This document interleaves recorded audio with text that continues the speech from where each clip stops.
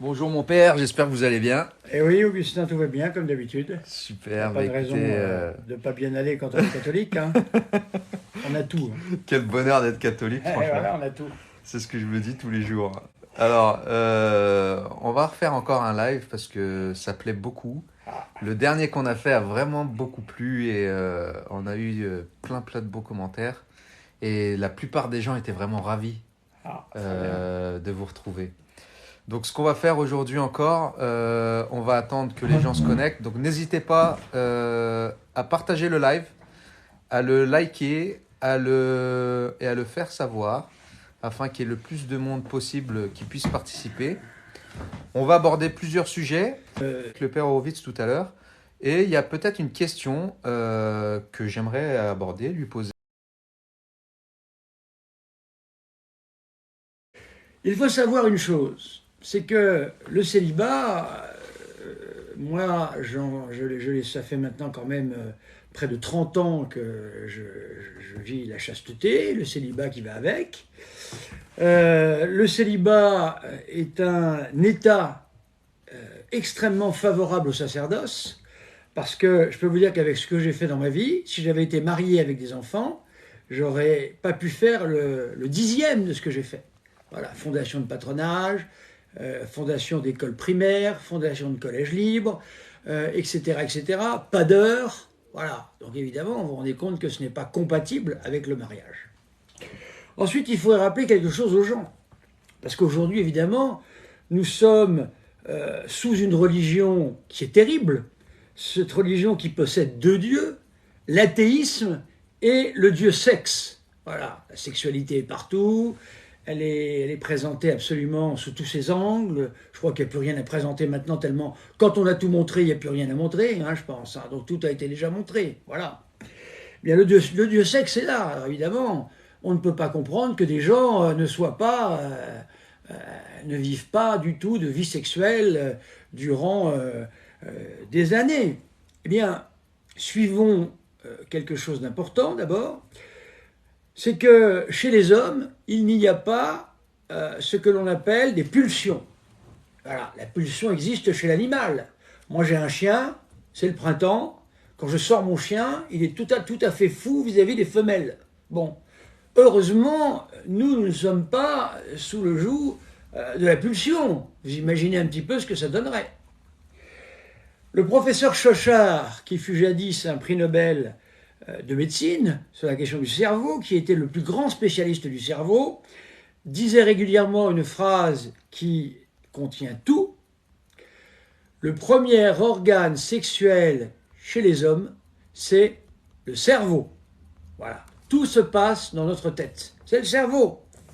D'ailleurs, on voit très souvent que chez des gens intellectuellement élevés, il y a beaucoup plus de perversité souvent hein, que chez des gens qui n'ont pas cette élévation intellectuelle. Donc voyez-vous, tout ça se gère. Tout ça, le bon Dieu le sait, le connaît. Hein, c'est lui qui a créé l'homme. Il existe un système physiologique, c'est d'ailleurs à ça que l'on voit qu'un homme garde la chasteté, c'est qu'il y a périodiquement ce qu'on appelle les pollutions nocturnes. Voilà, c'est-à-dire que la nature étant bien faite, car c'est le bon Dieu qui l'a faite, eh bien il y a une autorégulation de toutes ces fonctions qui se font chez quelqu'un qui est chaste, c'est-à-dire qui n'a pas de vie sexuelle. Si on ne comprenait pas ça, eh bien alors, il faut m'expliquer, le mariage catholique étant indissoluble, là je ne parle qu'aux catholiques, hein, ceux qui ne sont pas catholiques peuvent quitter l'antenne si ça ne les intéresse pas ou s'ils sont opposés à ce que je dis. Ça m'est complètement égal puisqu'ils ne sont pas catholiques. Donc qu'ils aient voir leur religion à eux, qu'ils aient voir ce qu'on leur permet, parce que voilà, moi je parle aux catholiques. Le mariage est indissoluble. Voilà, c'est une chose évidente. J'ai connu un homme qui était un magistrat qui a épousé une femme. Il était encore très jeune et cette femme est tombée dans une maladie très grave qu'il a gardée. Cette femme est restée pendant plus de 20 ans alitée.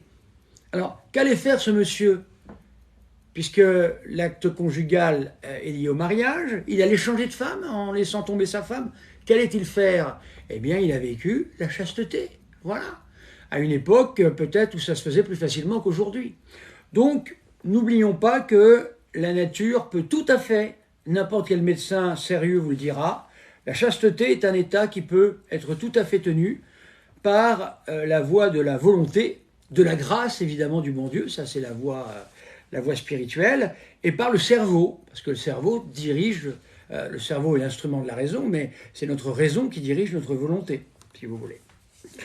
Alors autre chose qu'il faut dire, parce que généralement on trouve souvent un prêtre qui a quitté le sacerdoce parce qu'il a rencontré une femme, et voilà, et puis il n'a pas très bonne conscience, alors il dit bah oui c'est la faute de l'Église, ah bah oui c'est vrai, elle est méchante l'Église, ah là là là là, voilà, c'est souvent ce qu'on entend. Quelles étaient les règles dans l'Église catholique romaine lorsque des prêtres pouvaient encore se marier? Eh bien, les prêtres qui se mariaient ne pouvaient pas célébrer les sacrements, parce que la veille de célébrer la messe, il ne doit pas y avoir d'acte conjugal. Le jour où on célèbre la messe, pas d'acte conjugal, etc., etc. Tant et si bien qu'il y avait un clergé qui était marié, et celui-ci ne célébrait pas les sacrements. Il faisait autre chose que de célébrer les sacrements, il gérait des offices d'église, etc. Et ce sont les prêtres qui n'étaient pas mariés qui, eux, eh bien, pouvaient célébrer les sacrements et être des prêtres à plein temps, je dirais. Voilà. Dans les églises orientales, c'est le témoignage qu'on me donne. Chez les orthodoxes, par exemple, c'est le moine, la figure du moine qui est magnifique, qui n'est pas marié. La seule qui peut être évêque, car on n'a jamais connu d'évêque marié. Ça n'existe pas, ça. Voyez ?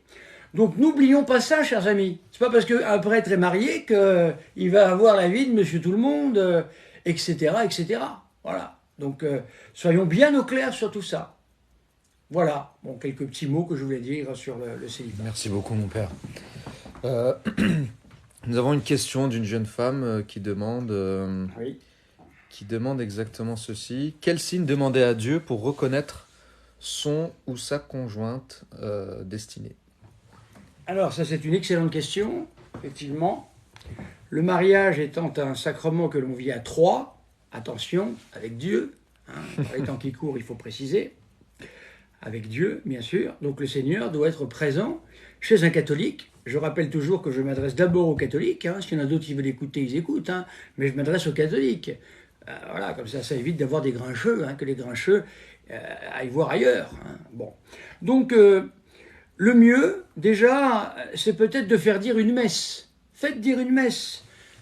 Il y a une dame, dernièrement, qui m'a dit ma fille voudrait bien trouver quelqu'un, elle ne trouve pas. J'ai dit une messe pour cette jeune femme. Et résultat, eh bien, la grâce aidant, elle a trouvé, dans les jours qui ont suivi, elle a trouvé un garçon qui, sans doute, eh bien, sera son mari. Voilà. Donc, il faut faire dire des messes. Il faut ensuite prier, bien évidemment. Et ensuite, surtout, préserver sa chasteté, préserver sa virginité, c'est encore mieux, jusqu'au mariage. Voilà. C'est-à-dire qu'on ne peut bien connaître quelqu'un, contrairement à ce que l'on vous raconte, que s'il n'y a pas ce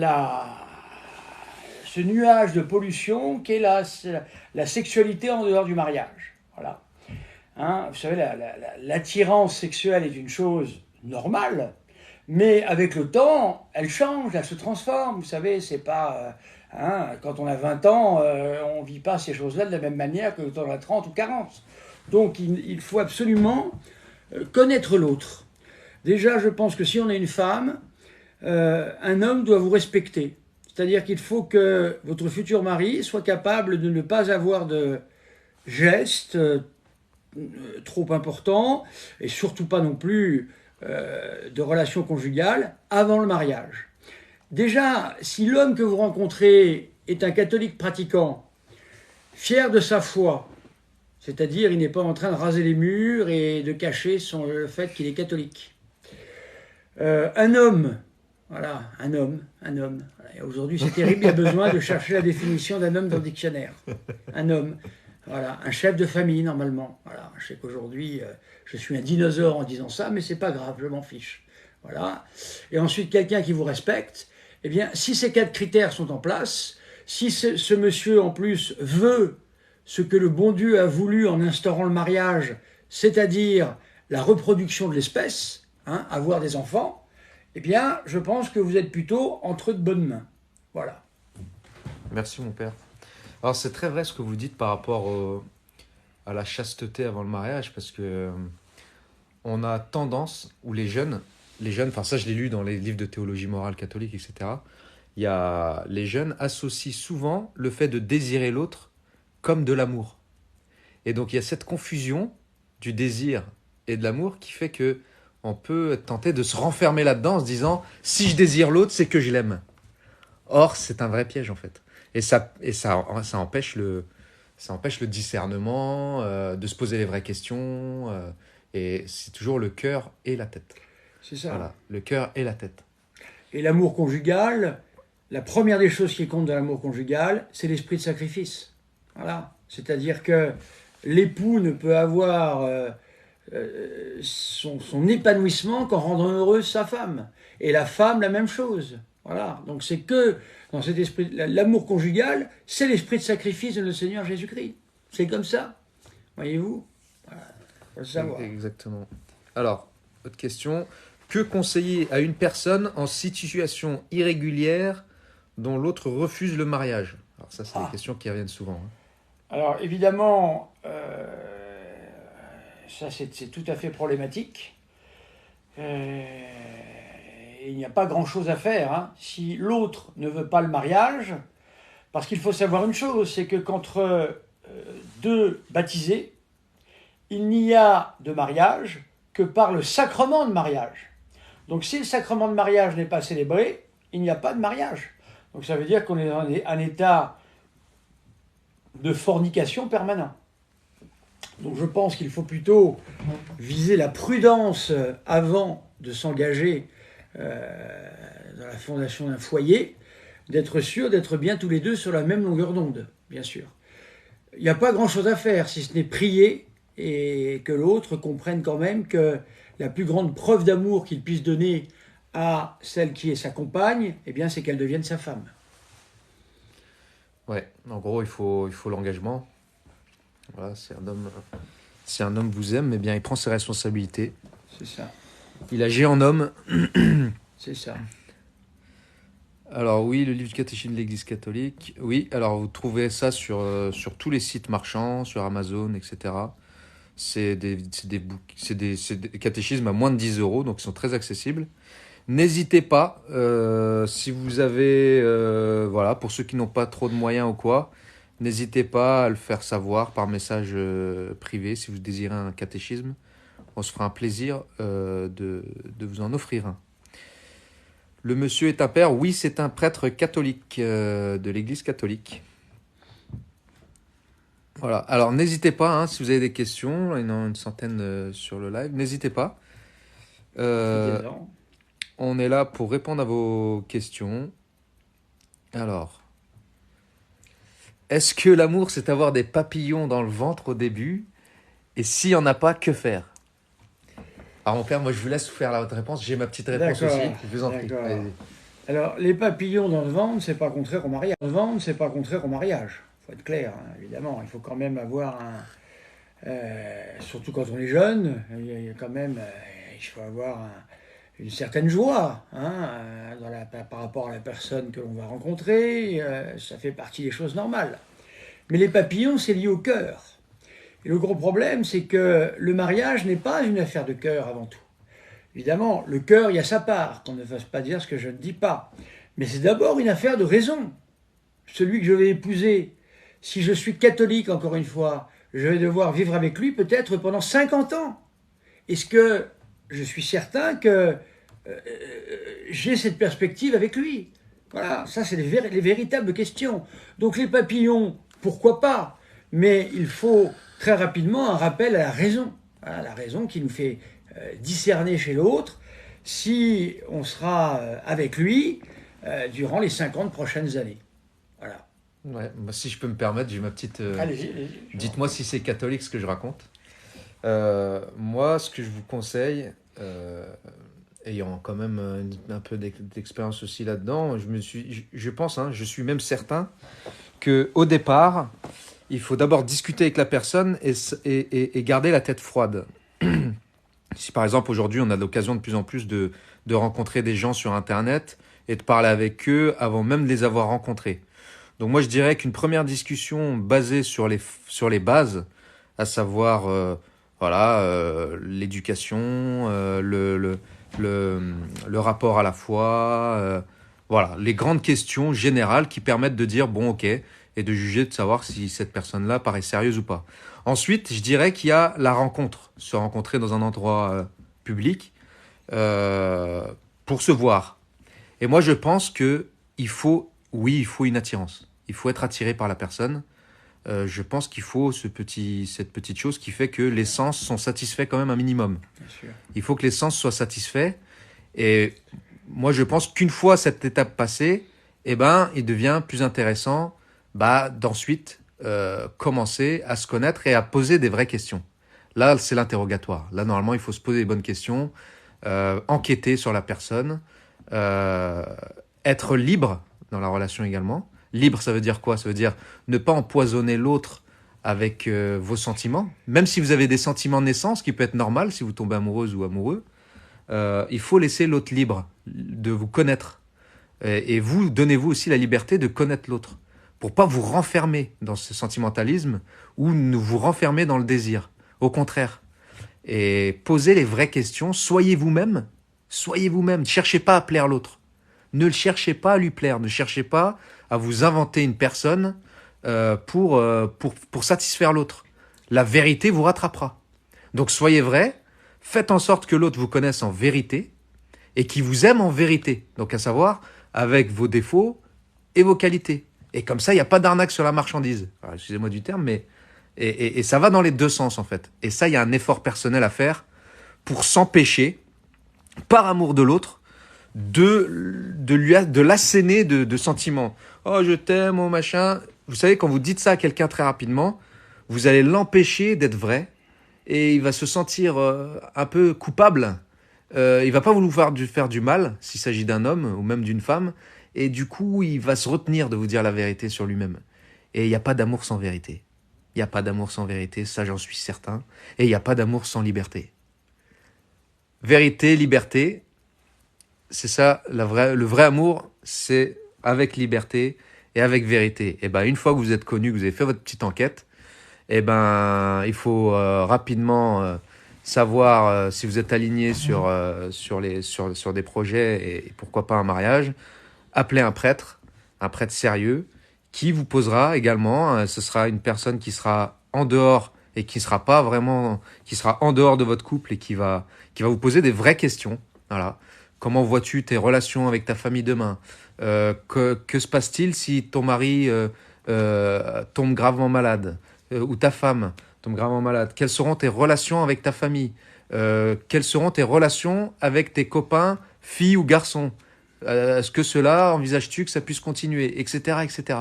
Il y a beaucoup de questions qu'on doit se poser parce que la réalité de toute façon nous rattrape. Et des questions sur tout. Voilà, est-ce que t'es pas maniaque, pas maniaque? Est-ce que, enfin voilà, il y a beaucoup de. Il faut poser le maximum de questions pour qu'il y ait le plus de discernement et de liberté dans l'engagement entre les deux personnes. Et ce n'est qu'ensuite, une fois qu'on est marié, qu'on peut sortir tous les trésors cachés. Et ça, c'est beau. Voilà. Hein, tout ce que vous aurez retenu, votre désir, vos sentiments, voilà, tout ça, vous pourrez le libérer une fois que vous serez marié. Et puis ça, ce sera que du bonheur ensuite, quoi. Alors c'est très théorique ce que je dis, mais j'y crois. Et je pense que ceux qui arrivent à vivre ça et vivre avec des couples qui vivent avec le Seigneur entre eux, bon il y a pas de raison que ça se passe mal en fait, hein, parce que si on aime Dieu, on est obligé de faire sa volonté. Et prendre soin de son conjoint, c'est faire la volonté de Dieu. Donc si les deux sont alignés là-dessus, ça peut que bien se passer, je pense. Hein. Voilà. Alors je vais regarder mon père s'il y a d'autres questions. Je suis catholique, je comprends pas pourquoi. Alors, question très philosophique. Je suis catholique, mais je ne comprends pas pourquoi Dieu Tout-Puissant a permis la création du mal. Alors là, il y a permettre le mal et la création du mal, c'est autre chose. Voilà. Alors, le problème, évidemment, c'est que la manière dont vous amenez les choses, le problème est mal posé. puisque Dieu n'a pas créé le mal. Voilà, hein. Le mal est entré dans le monde, Dieu a permis que le mal entre dans le monde. Pourquoi? Parce qu'il a créé justement des créatures libres. Et ces créatures ont eu la possibilité justement de désobéir. Et c'est ce qui s'est passé avec Adam et Ève, nos premiers parents. C'est ce qui s'est passé également avec les anges, car les anges ont été créés au tout début de l'univers, et ils ont été soumis à une épreuve, c'est ce que nous dit le catéchisme. Et un certain nombre d'anges ont suivi l'ange déchu, Satan, le démon, qui a désobéi à Dieu, qui n'a pas voulu servir les hommes. Il a dit non serviam, et d'autres l'ont suivi. Et c'est ainsi que le mal est entré dans le monde, par la désobéissance des anges rebelles, et par ensuite la désobéissance d'Adam et Ève. C'est comme ça que le mal est entré dans le monde. Mais Dieu permet le mal, car c'est saint Thomas d'Aquin qui nous le dit à travers un axiome, seul Dieu peut faire un bien à partir d'un mal. Voilà. L'homme n'est pas capable de faire ça, mais Dieu est capable de le faire. Donc le mystère, parce que le mal reste un mystère, il faut laisser ça entre les mains de Dieu. Voilà, parce que nous savons que il a ses plans, il sait ce qu'il fait, et encore une fois, d'un mal peut sortir un bien. Merci mon père. Et d'ailleurs, le mal est permis et c'est notre liberté, notre libre arbitre qui permet de rendre gloire à Dieu en choisissant le bien. Bien sûr. Il n'y aurait aucune gloire sinon. Il aurait pu nous créer uniquement pour l'adorer et sans libre arbitre également, comme certains anges. Mais nous, on a notre libre arbitre et donc quelque part, c'est aussi une manière de rendre gloire à Dieu grâce au fait de choisir le bien au lieu du mal. Les animaux n'ont pas cette possibilité. Non. Alors, autre question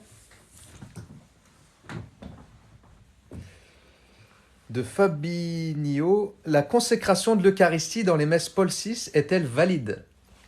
Mais écoutez, je retourne la question parce que je pense deviner qui pose une question pareille. Je vous demande de me démontrer que la consécration dans la messe Paul VI est invalide. Si vous suivez Monseigneur Lefebvre, par exemple, alors évidemment, Monseigneur Lefebvre vivant, pas Monseigneur Lefebvre mort, qu'on fait parler. Monseigneur Lefebvre, au tout début du séminaire des Cônes, avait la messe Paul VI en latin.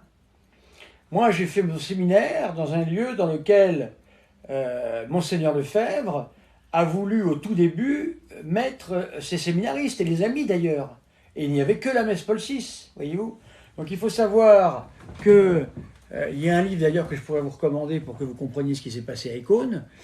Il faut savoir que, pour Monseigneur Lefebvre, par exemple, la messe Paul VI a toujours été valide, mais pour lui, et pour ceux qui n'aiment pas la messe Paul VI, elle était déficiente. Qu'est-ce que ça veut dire déficiente? Ça veut dire que, à travers ce qui a été changé, si on compare la messe Saint-Pie V et la messe Paul VI, eh bien, elle est déficiente en ce sens qu'il y a moins le signe de croix, évidemment. Il y a des textes vers le sacrifice qui sont moins explicites, etc., etc. Et ainsi, cette messe est évidemment moins tournée sur l'aspect sacrificiel de la messe. Mais il n'empêche que la messe de Paul VI est un sacrifice, et un sacrifice propitiatoire. C'est répété à tous les endroits du catéchisme de Vatican II. À tous les endroits, c'est répété. Voilà. Alors évidemment, certains, c'est pas les tradis, c'est plutôt les vacantistes, à nous dire, oui, mais c'est pas marqué sacrifice propitiatoire. Mais c'est pas parce que c'est pas marqué sacrifice propitiatoire qu'on ne peut pas dire sacrifice propitiatoire sans dire propitiatoire. Voilà. Si je dis présence réelle, c'est la même chose que transsubstantiation. C'est la même chose, la présence réelle, la transsubstantiation. Voilà. Donc oui, la messe Paul VI est valide. Voilà. Seulement évidemment, n'oubliez jamais, pour être honnête, que la messe Paul VI a été sabotée par des gens qui voulaient tout faire pour la saboter. N'oubliez jamais ça. Voilà. Il faut bien expliquer l'histoire. Et dans vos chapelles traditionnalistes, on vous ne raconte pas l'histoire telle qu'elle est. On vous raconte l'histoire telle qu'ils veulent qu'elle soit. Et ça, je trouve ça très malhonnête. Voilà. Merci mon père. Dominique nous dit, mon père, l'amitié entre l'homme et femme, est-ce bien de l'amour sans le désir sexuel? Alors, l'amitié, chez Aristote, est la vertu la plus élevée. L'amitié est une vertu extraordinaire. Hein, c'est une force formidable qui fait que, avec un ami ou une amie, eh bien, on ne cherche pas à transformer l'autre, on accepte l'autre tel qu'il est, l'amitié est gratuite, il n'y a rien d'autre à tirer de l'amitié que le plaisir de rencontrer un ami et d'avoir des relations amicales. Voilà. L'amitié, c'est-à-dire qu'il y a 3 types d'amour chez Aristote. L'éros, qui fait partie du désir des papillons dans le ventre dont on parlait tout à l'heure. Il y a philios, c'est-à-dire la philanthropie, l'amitié, l'amour d'amitié, qui existe dans le mariage aussi. Et il y a l'agapé. L'agapé, c'est la plus belle chose qui soit, c'est donner sa vie pour ceux qu'on aime. Notre Seigneur a fait quelque chose qui ne pourra jamais être fait, puisqu'il a donné sa vie pour tous les hommes. Voilà, donc vous voyez, c'est pour tous les hommes, pour l'humanité, mais individuellement malgré tout. Donc oui, l'amitié a sa place dans le mariage, et il est même conseillé de la vivre, parce que ça évite de tomber dans des écueils. Par exemple, les femmes ont souvent la volonté de vouloir changer leur mari. Et ça, c'est très dangereux, parce qu'elles ne changeront jamais. Ça sera toujours le même. Si il y a la relation amicale dans un couple, eh bien justement, ça évite de tomber dans cet écueil-là. Donc la réponse est oui. Ça fait partie aussi à plein du mariage. Donc l'amitié entre un homme et une femme, c'est lorsqu'il n'y a pas le désir sexuel. Alors l'amitié, c'est l'amitié. Le mariage, c'est le mariage. Donc s'il y a un couple marié, ce couple marié peut vivre une certaine partie de l'amitié. Par contre, l'amitié entre un homme et une femme, c'est de l'amitié, point barre. Il peut y avoir un désir, une attirance de l'ordre justement de l'éros, bon, c'est possible. Ça n'empêche pas que l'amitié puisse continuer tout de même. Mais si ce désir est trop fort, soit il faut arrêter de se fréquenter, soit il faudra voir à passer à quelque chose d'autre, peut-être le mariage. D'accord. Alors, il y a Pango qui nous dit « Je prie tous les jours, mais je ne demande rien, je crois qu'il sait sans que je lui demande. Est-ce que c'est bien ?» Alors non, c'est pas bien, cher Pangos.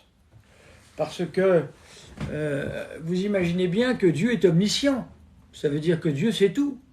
Donc évidemment, à partir du moment où il sait tout, vous imaginez bien que s'il nous demande de prier, ce n'est pas pour l'informer de quelque chose, puisqu'il sait tout. Le Seigneur nous demande de prier pour déjà se tourner vers lui. Parce que si on n'a rien à demander, on ne se tourne pas vers Dieu. Déjà, on peut demander la glorification de son nom, comme dans le Notre Père. Que ton nom soit glorifié, Seigneur, comme dans le Notre Père. Quand on dit Notre Père, que ton nom soit sanctifié, on dit quelque chose aussi d'important, c'est qu'on demande sa propre sanctification. C'est saint Augustin qui dit ça. On demande à être sanctifiés nous-mêmes, parce que le nom de Dieu est saint, parce que Dieu nous a créés, nous-mêmes devons rentrer dans un chemin de sainteté. Donc vous voyez, il faut expliciter tout ça. Vos demandes également doivent être explicitées, car vous devez vous adresser à Dieu comme on parle eh bien, à un ami qu'on respecte beaucoup. Quand on parle à Jésus, véritablement, on doit parler cœur à cœur. Quand on prie la Sainte Vierge, c'est encore quelque chose de plus fort. C'est-à-dire que la Sainte Vierge n'étant pas Dieu, évidemment, on ne divinise pas la Sainte Vierge, nous, chez les catholiques, eh bien, évidemment, on doit parler librement, on doit laisser libre cours à notre prière. Donc, ce n'est pas bien de dire « Ah bah, tu sais ce que je veux, donc je ne te le demande pas ». Explicitez ce que vous demandez au Seigneur. Parce qu'il y a peut-être des choses qui vont vous faire du bien à vous que de les expliciter. Voilà. C'est comme dans une confession. Comme dans une confession. Dieu sait exactement ce que vous allez confesser. Mais il n'empêche que il va y avoir une démarche qui va vous coûter. Vous allez voir un prêtre, voilà, vous allez vous mettre à genoux. Il va falloir que le prêtre vérifie si vous avez bien la contrition. Il va falloir se confesser à un homme. C'est ce que Dieu veut. C'est facile de se confesser à Dieu. Mais de toute façon, en se confessant à Dieu, vous ne saurez jamais si vous êtes pardonné ou non. Alors qu'en se confessant dans le sacrement de pénitence, vous aurez l'assurance d'être pardonné. Alors, c'est une bonne question encore de Pango, c'est parce qu'il y a des fois des erreurs dans l'interprétation d'une des phrases du credo, qui est quand Jésus est descendu aux enfers, il a été chercher Adam et Ève, point d'interrogation.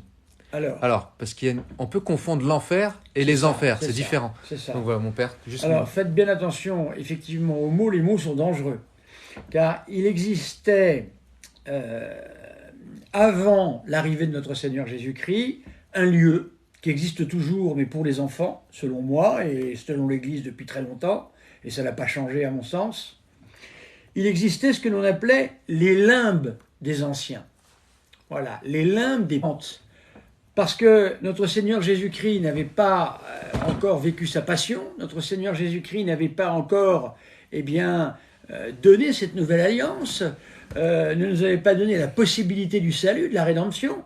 Donc il était obligé pour les personnes anciennes, qui étaient les patriarches, qui étaient les hommes justes, tous ces gens-là attendaient dans un lieu qui s'appelait les limbes des patriarches, ou bien l'Ancien Testament de manière très régulière. On appelle ça également le Sheol, descendre au Sheol. Donc les patriarches attendaient, Adam et Ève attendaient en ce lieu, faisaient pénitence également, voilà. Et quand notre Seigneur, a eu sa geste glorieuse de cette résurrection, il est descendu ouvrir les limbes des patriarches et ouvrir le ciel aux patriarches. Ainsi, il a pu les sortir du tombeau, il a pu les sortir du Sheol. Mais l'enfer reste l'enfer, puisque par définition l'enfer est un lieu où Dieu n'est pas. Donc l'enfer est éternel, ceux qui sont en enfer y resteront éternellement. C'est le catéchisme en date, le dernier, le catéchisme de l'amour qui vous le dit, voilà. Hein, le catéchisme de Vatican II. Le Vatican II, du Concile de l'amour. Donc, lorsqu'on est en enfer, on y reste définitivement, et la peine du don, par définition, c'est que Dieu n'y soit point. Donc, si Dieu met un pied en enfer, si vous me permettez cette expression, évidemment, qui est un anthropomorphisme, eh bien, à partir de ce moment-là, c'est plus l'enfer, ça devient le ciel, ou ça devient autre chose, voilà. Donc, ce sont des enfers, appelés limbes des patriarches, où seuls ont été les hommes justes de l'ancienne alliance, les mauvais ont été en enfer, puisque l'enfer a toujours existé. Ça a toujours existé depuis l'existence de l'univers, l'existence de l'humanité.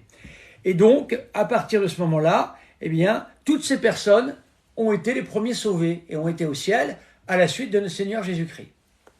Merci mon père. Et ces limbes, très importants, ont été définitivement fermées. Aujourd'hui, il reste des limbes qu'on appelle les limbes des petits-enfants, qui sont réservées aux enfants morts sans baptême et qui ne peuvent pas faire un acte qui leur permettrait d'être sauvés. Ce qui me fait dire à moi, je l'avais déjà dit, que je pense que la Sainte Vierge, rien n'empêche de penser ça, que la Sainte Vierge s'occupe de cette pouponnière céleste. Merci mon père. Alors il y a quelqu'un qui insiste sur cette question, qui a l'air un peu perdu. Mon père, peut-on embrasser quelqu'un en étant chrétien? Vraiment, j'ai besoin de réponse. Alors évidemment, qu'est-ce qu'embrasser quelqu'un? C'est toujours la même question. Est-ce que c'est faire un chaste baiser sur les lèvres, ou est-ce que c'est embrasser à la manière de ce que l'on peut voir au cinéma ou ailleurs? Voilà la question. C'est la question. Donc évidemment, quelqu'un qui n'est pas... Si vous êtes en train de chercher à vous marier, vous êtes un jeune homme, une jeune fille, vous avez forcément... ce désir, c'est qu'il y a vraiment un problème parce que s'il est véritablement ou elle est véritablement catholique, elle devrait comprendre. Et moi, je préférais être accompagné d'un ange qui va me porter vers le haut que d'un démon, d'une femme démon qui essaiera de me faire tomber. Voilà, donc c'est un peu cru ce que je dis, mais je pense qu'il faut être assez radical sur ce sujet-là. Je dirais pour conclure qu'il n'est pas prudent, un jour d'été et de canicule, de se promener dans le sud de la France près d'une forêt avec un zippo à la main en l'allumant sans arrêt. Voilà. Voilà, ouais, c'est une belle image. Alors, voilà, c'est encore une autre, enfin, c'est la même personne, hein, mais qui l'a dit juste après. Peut-on avoir des relations hors mariage ou fréquenter une personne avec qui on compte se marier? Bon, Non. bah là, non. La relation, Dieu a fondé le mariage, et ça personne ne le changera. Dieu a fondé le mariage pour la procréation. C'est la première fin du mariage, afin que l'espèce humaine puisse se reproduire. Voilà, c'est la première fin du mariage. Donc évidemment, un acte conjugal en dehors du mariage est un acte contre nature, disent les moralistes. Voilà. C'est-à-dire qu'en fait, eh bien, cet acte-là sera un péché obligatoirement, et on ne peut pas en sortir. Et personne n'en sortira jamais. Voilà. On aura beau vous raconter tout ce que vous voulez, hein, ça sera des mensonges, des carabistouilles. Voilà. Vous racontez tout ce que vous voulez, hein, ça sera des mensonges. Random catholique qui dit il faut faire quoi avant avec la personne avant le mariage? Bon. Ben, il faut déjà sortir avec elle. Voilà. Sortir avec elle, ça veut dire, eh bien, aller se promener. Voilà. Ça veut dire aller au restaurant avec cette personne. Ça veut dire la fréquenter. Ça veut dire commencer à entrer dans sa vie. Ça veut dire s'écrire. Écrivez-vous, et pas avec des SMS. Écrivez-vous avec une plume et du papier. C'est beaucoup plus important de pouvoir garder des lettres que de s'écrire en SMS comme vous écrivez à votre patron ou à votre tata ou je ne sais pas qui. Écrivez-vous avec une plume, un stylo plume et du papier. Écrivez vos sentiments les uns pour les autres. Il faut retrouver une certaine forme tout de même de romantisme, un peu dans le meilleur sens du terme, entre vous. Fréquentez-vous. Les papillons dans le ventre, c'est pas mauvais d'en avoir. Regardez si vous en avez. Et ensuite, faites jouer votre raison, comme on a dit tout à l'heure. Donc il y a beaucoup de choses à faire avec quelqu'un dont on pense pouvoir se marier, mais il y a également beaucoup de choses à ne pas faire. Voilà. Évitez les ambiances trop intimes, trop réservées justement au mariage. N'allez pas chercher un soir un dîner aux chandelles avec un hôtel à côté. Enfin, ça va de soi, voyez-vous. Donc il vaut mieux essayer d'être prudent, la prudence. Et je vous assure une chose, hein, maintenant moi je commence à avoir un certain âge, je peux vous dire une chose, jamais de votre vie vous ne regretterez d'avoir fait ça. Par contre, les relations hors mariage, vous les regretterez d'une certaine manière toute votre vie. Oui. Ok. Alors, bon, j'espère que ça ne bug plus. Je vois que la connexion est verte. Donc et ce n'est pas sur Tinder, entre parenthèses, que vous trouverez la personne avec qui vous allez vous marier. Alors, Stacy nous dit, ayant été athée, j'ai eu des enfants hors mariage, le papa étant parti, dois-je rester seul? Mais est-elle mariée à l'église, cette femme? Ben, elle était athée, donc elle a eu des enfants hors mariage, donc ce qui veut dire qu'elle n'a pas été mariée. Donc non, elle peut se marier. Donc vous pouvez vous marier, Elle peut Stacy. se marier, bien sûr, il n'y a pas de problème. Vous n'avez jamais été marié devant Dieu. Donc maintenant, bien évidemment, le retour à l'église, ben, vous pouvez refaire un retour à l'église. Ça passe par une pénitence, une confession, un acte de contrition sincère. Pourquoi pas une préparation je ne sais pas si vous êtes baptisé, voilà, si vous êtes baptisé ou pas. Refaites un petit peu votre parcours catholique. Voir un prêtre, cette dame. Allez voir un prêtre. Allez voir un prêtre, un bon prêtre, et puis essayez de discerner avec lui où vous en êtes pour faire le point. Voilà, c'est important de faire le point. Donc il y en a encore qui insistent, hein, Jacques. Bonsoir, est-ce que c'est grave de consommer le mariage avant la date du mariage? Très grave. Alors, est-ce que la date du mariage, vous parlez de la fête civile ou est-ce que vous parlez du mariage religieux? C'est peut-être que le mariage religieux. Donc, c'est le mariage religieux. L'un ou l'autre. Avant le mariage religieux, c'est grave, oui. C'est pas grave, c'est très grave, parce que vous allez commettre un péché mortel. Et un péché mortel, c'est ce qu'il y a de plus grave au monde. Il faut rappeler cette grande vérité que les saints rappellent sans cesse. Mais nous, on n'en parle plus. Le péché mortel est ce qui est plus grave au monde. Lorsque Saint Louis a été présenté sur les fonts baptismaux par sa mère, eh bien sa mère a dit ce jour-là, « Seigneur, s'il devait faire un seul péché mortel, mieux vaudrait qu'il meure immédiatement. » Pour vous dire. Donc le péché mortel, c'est gravissime. Ça conduit en enfer, le péché mortel. Voilà, donc, Et c'est le catéchisme de l'amour qui le rappelle. alors, il y en a beaucoup qui ne comprennent pas. Hein, ça, Qui voit le catéchisme de l'amour. ils disent, je ne comprends pas car j'ai fréquenté mon mari hors mariage, ça fait 30 ans que ça dure. Donc, il y a une... Alors, je vais donner un chiffre à cette dame. Quand vous parlez avec des prêtres anciens qui ont fait plusieurs mariages, les mariages qui statistiquement tiennent le mieux sont les mariages où l'homme et la femme n'ont pas eu de relation conjugale avant. Ce sont les mariages qui tiennent le mieux. C'est statistique, ça. Voilà, et puis, bon, elle veut dire par là, cette personne, elle veut justifier le fait que même si elle n'a pas vécu dans les règles, son couple s'est maintenu. Tant Mais c'est mieux. deux sujets différents. Deo gratias. Oui et non, parce que, encore une fois, je rappelle que si l'Église demande cela, si le bon Dieu demande cela, c'est que, encore une fois, plus... je vais donner un exemple. Il existe un nombre considérable de mariages qui ont tourné à la catastrophe alors que c'était des gens qui vivaient en concubinage depuis des années. Pourquoi ? Parce que le concubinage, c'est le contraire exact du mariage. Le concubinage, on vit à deux, voilà, pour payer moins cher de ceci, moins cher de cela, on partage comme on peut. Le mariage, c'est deux cœurs qui n'en font qu'un seul. Ça n'a rien à voir, le mariage et le concubinage. Donc c'est pour ça que des gens qui ont été en concubinage longtemps et qui se marient, eh bien, comprennent qu'en fin de compte, c'était une duperie. Voyez-vous ? Donc c'est pour ça que les mariages qui tiennent le mieux sont les mariages qui ont commencé sans union conjugale avant le mariage. Voilà. Très bien. Merci, mon père. Je sais que c'est pas à la mode, hein, tout ce que je dis. Alors, il y a encore une autre question, encore très liée à ça. Comment faire pour éviter d'avoir des besoins physiques quand on n'est pas marié? Alors, les besoins physiques quand on n'est pas marié, c'est une dame ou un monsieur qui parle? Une dame. Une dame. Morgane.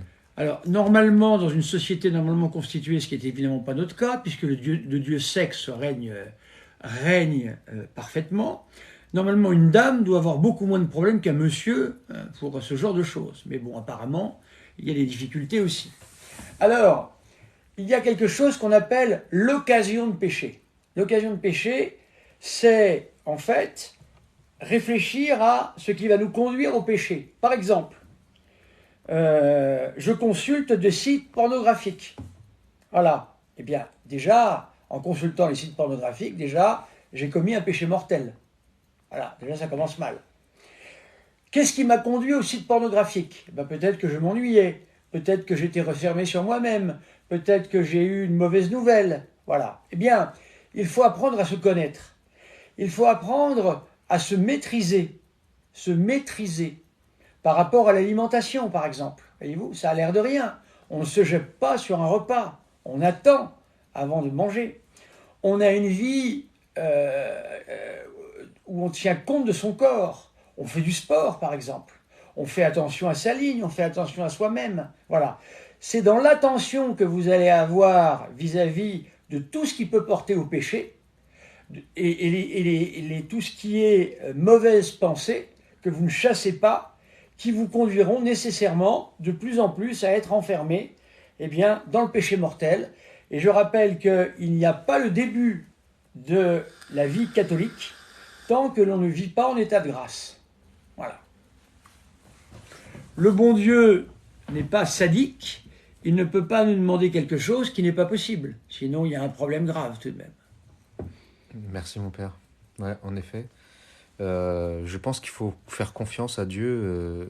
Parce que c'est vrai que les gens qui n'ont pas encore une vie chrétienne pleine voient ça comme quelque chose d'insurmontable. C'est Dans la ça. société dans laquelle on vit, on peut vraiment se dire ça, parce que c'est tellement la norme aujourd'hui, le concubinage, c'est institutionnalisé, je veux dire, c'est tout à fait légal, c'est vu, c'est perçu dans le conscient populaire comme étant quelque chose de banal, de normal, et donc c'est vrai que ben, ça va pas du tout dans le sens de ce que Dieu veut. Et donc après, la question à se poser, c'est est-ce que j'aime Dieu et je veux faire sa volonté, ou est-ce que je veux faire ma volonté? Et dans ce cas-là, vous êtes libre de faire votre propre volonté. Et donc, alors oui, c'est difficile si on a embarqué, parce que lorsqu'on est catholique, on a un seul Dieu, un seul maître, une seule doctrine. En ayant une doctrine catholique, on se préserve de toutes les fausses doctrines. Donc, quand on a trouvé la doctrine et qu'on a la bonne, eh ben, on s'y cramponne et vous vous préserverez de toutes les fausses doctrines, hein, protestantisme, communisme, marxisme, véganisme, féminisme, et athéisme, et j'en passe. Et donc, voilà, avez-vous le désir profond de faire la volonté de Dieu? Voilà. Je pense que si ça vous anime, demandez-le. Si ça ne vous anime pas, demandez à Dieu cette grâce. Si vous n'y arrivez pas, vous n'avez pas la force, et c'est vrai, la religion catholique, c'est la seule religion au monde où on a besoin de Dieu pour la pratiquer. Et c'est très beau de demander à Dieu ce qu'on n'arrive pas. Moi, je l'ai vécu, ça, personnellement. Ça fait 2 ans que je suis séparé. Je suis célibataire, je vis seul. Bon, ben, pour vivre en tant que catholique, ben, il a fallu que je te demande un petit coup de main. Voilà. Mon Dieu, j'y arrive pas, aidez-moi. Je vous en supplie, aidez-moi. Et ben, il vous aidera. Il vous aidera. Et il vous donnera les grâces nécessaires.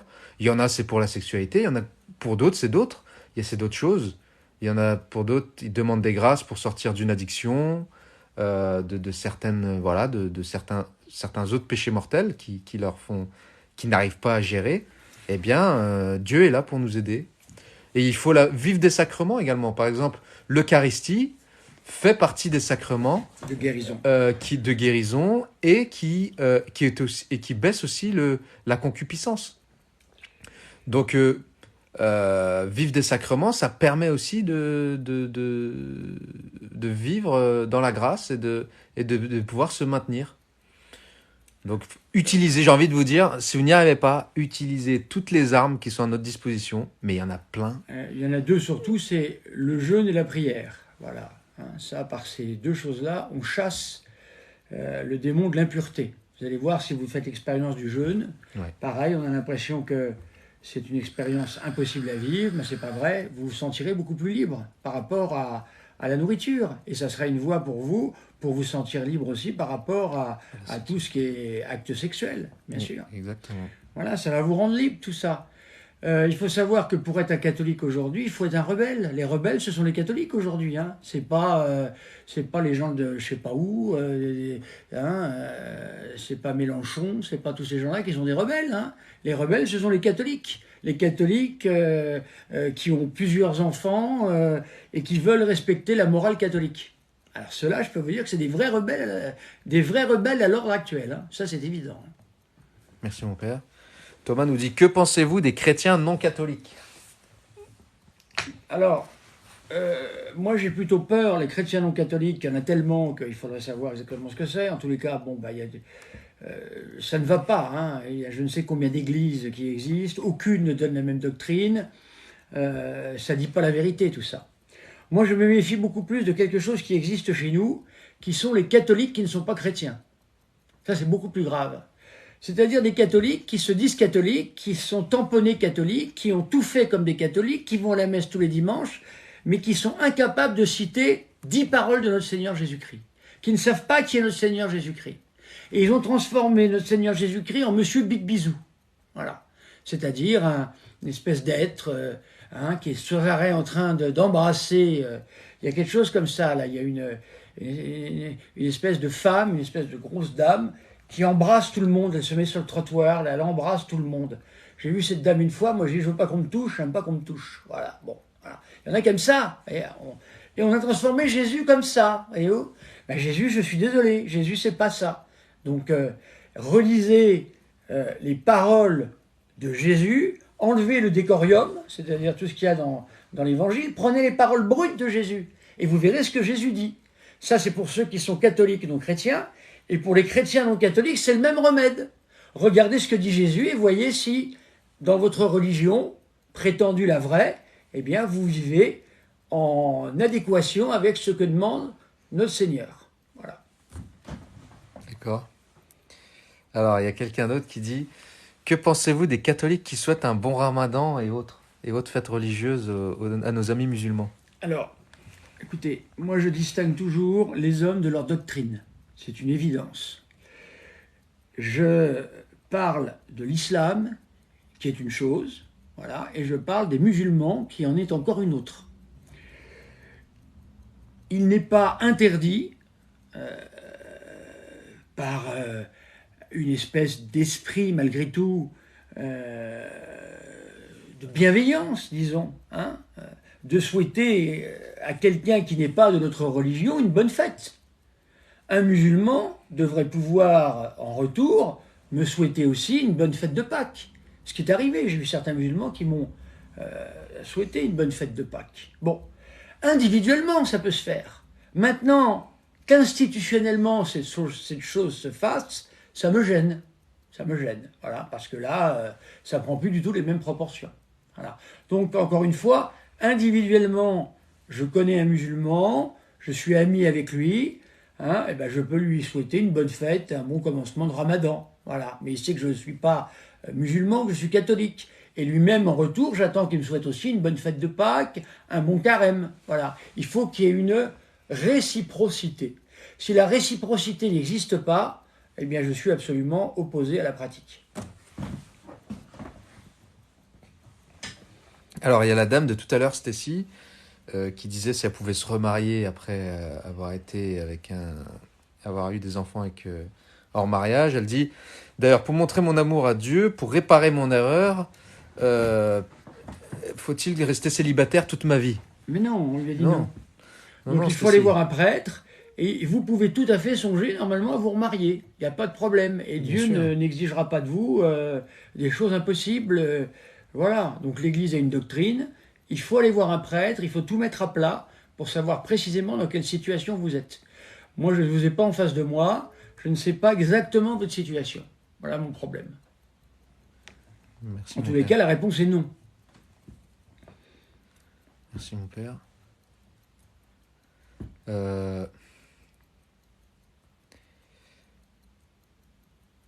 Alors,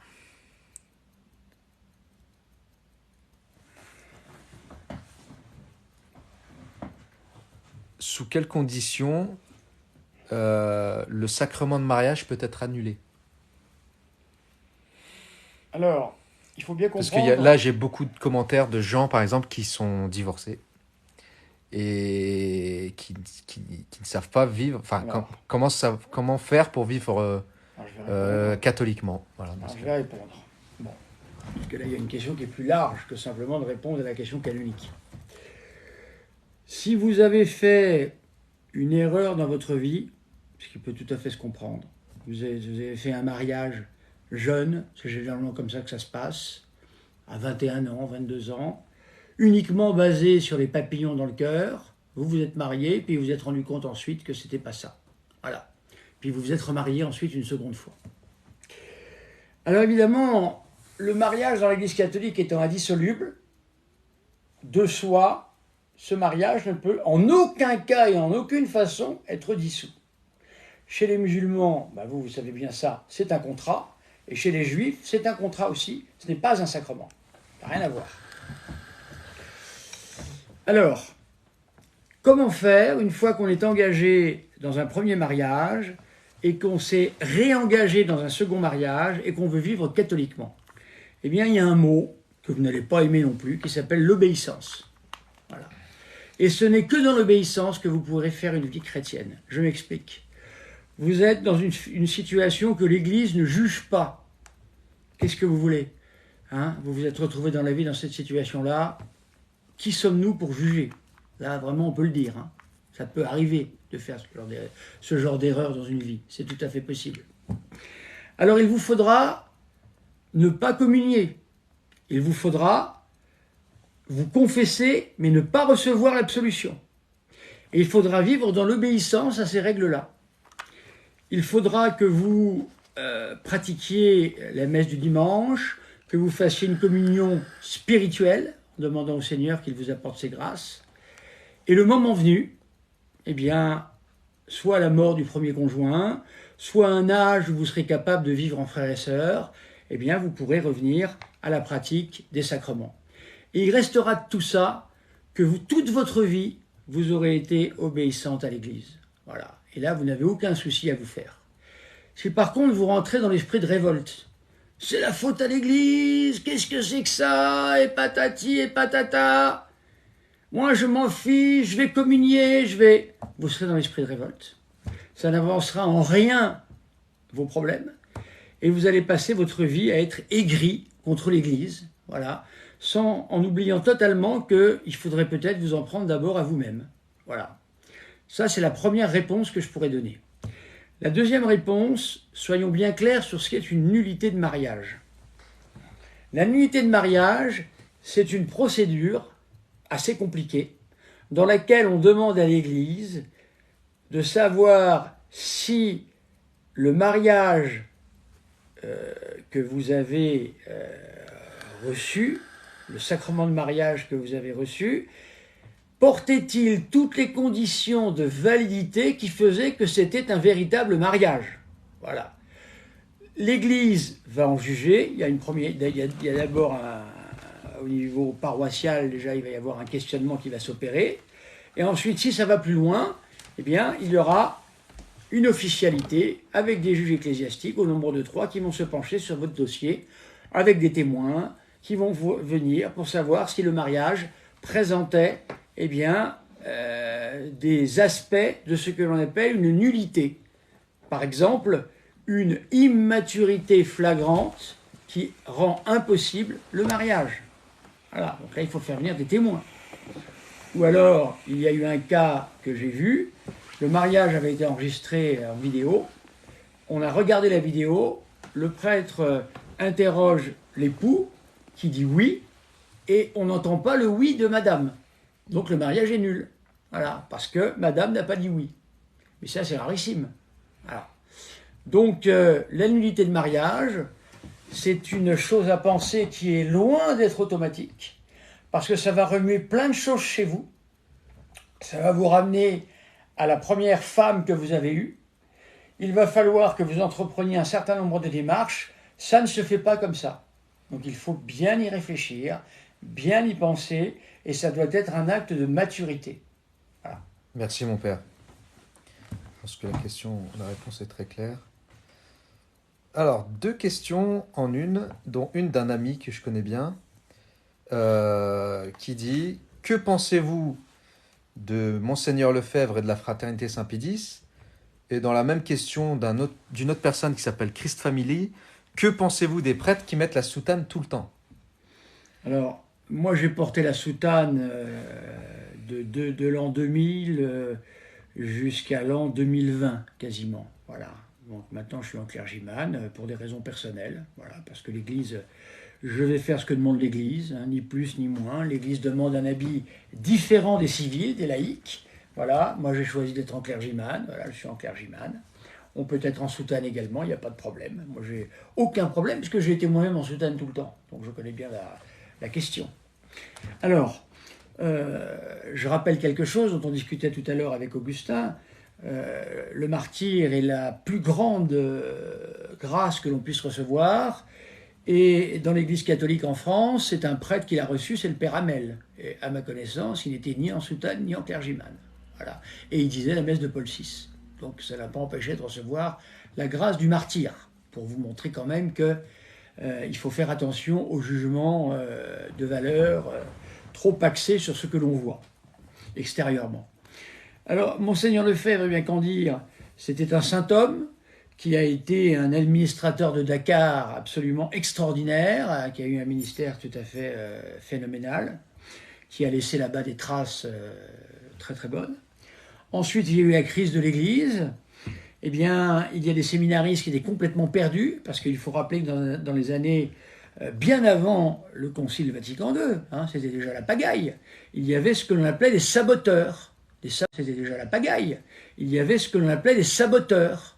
C'est l'Église, et puis ensuite de quitter le ministère pour certains. C'est comme ça que ça se passait. Voilà. Donc ils étaient décidés à ça. C'est eux qui ont mis la pagaille, il ne faut quand même pas oublier ça. Donc Monseigneur Lefebvre s'est retrouvé en tant que prêtre évêque de Tulle. Il était revenu, il était spiritain, il était religieux. Il s'est trouvé avec des séminaristes qui ne savaient plus quoi faire, tellement les séminaires étaient devenus terribles. C'était une pagaille, on brûlait des chasubles, on enlevait des maîtres-autel, on cassait tout dans les églises. Il faut imaginer ce que c'était. Il ne faut pas que vos prêtres vous racontent des histoires. Nous ne sommes plus en 1970 aujourd'hui. Il faut bien expliquer ça. Monseigneur Lefebvre donc, a dû s'occuper de ces séminaristes.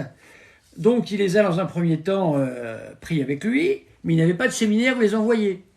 Alors il les a envoyés dans un premier temps au séminaire où moi j'ai fait ma formation, c'est-à-dire le séminaire des missions ouvrières. Vous trouverez ça dans la vie de Monseigneur Lefebvre, qui a été fait par Monseigneur Tissier de Malray. Vous cherchez dans l'annuaire onomastique le nom de paysan, alors que c'est paysan normalement. Le nom a été changé, on ne sait pas pourquoi. Eh bien, c'était le supérieur, le provincial des religieux de Saint-Vincent-de-Paul.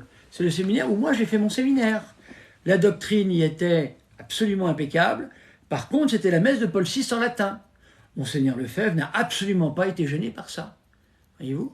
Donc il n'y avait pas de question de messe à ce moment-là. La messe Paul VI latin était tout à fait convenable. Et Monseigneur Lefebvre avait parfaitement compris la chose à cette époque-là.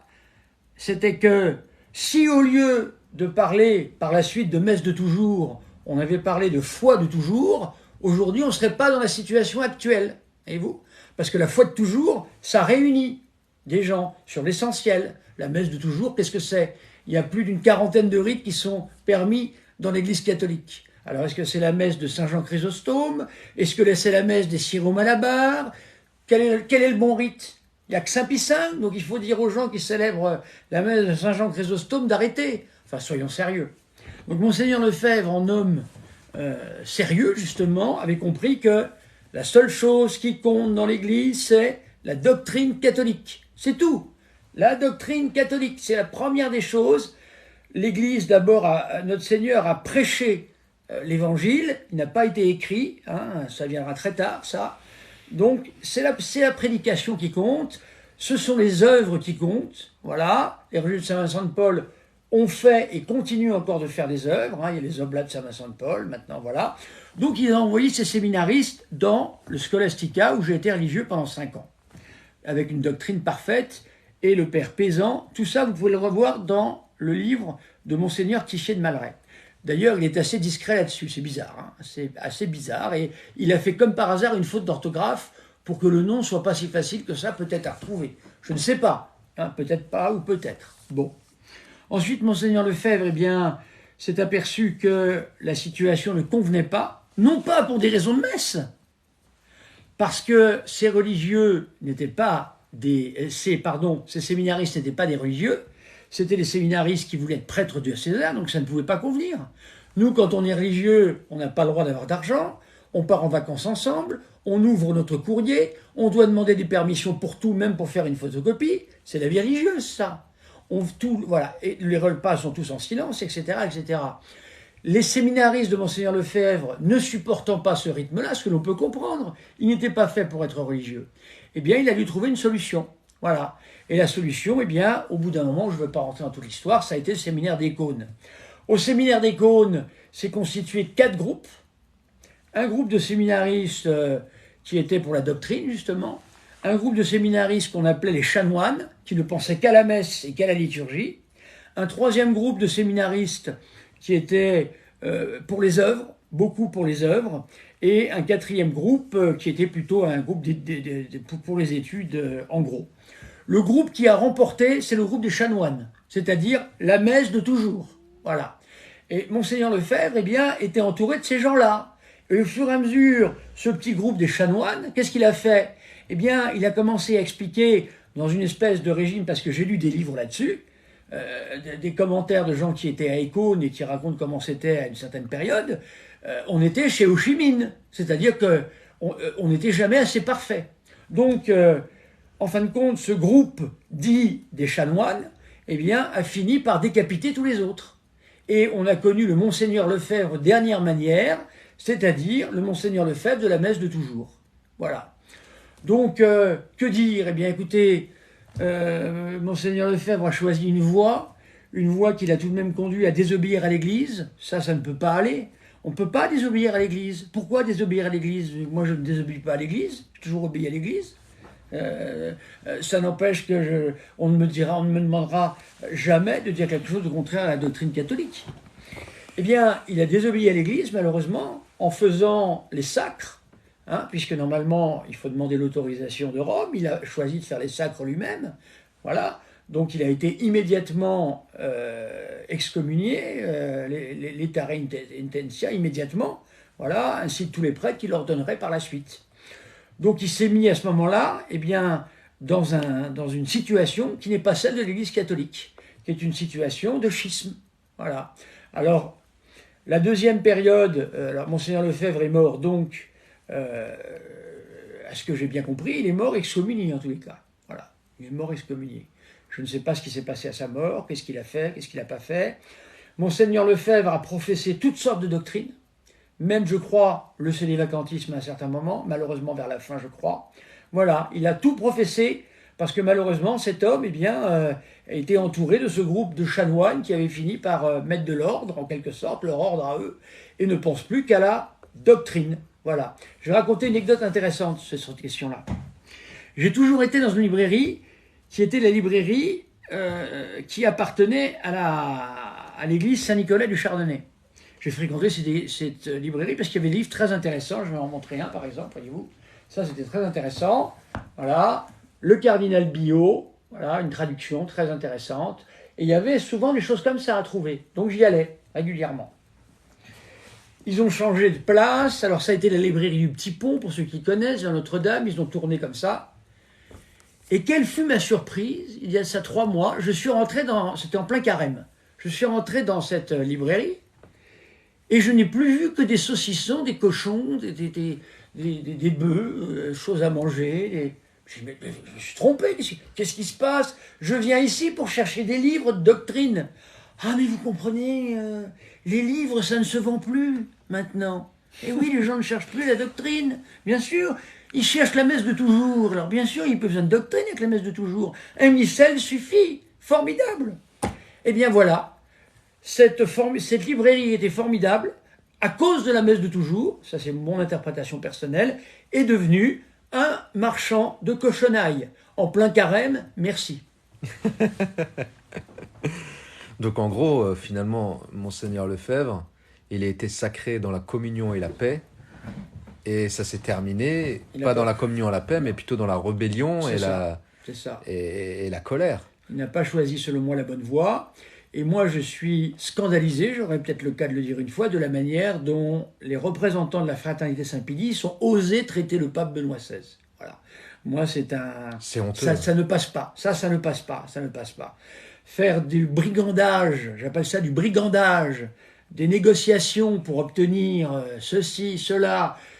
Le pauvre pape Benoît XVI qui a tout donné, il a levé les excommunications, il a permis par le motu proprio suorum pontificum que la messe soit forme extraordinaire, soit célébrée par tous les prêtres.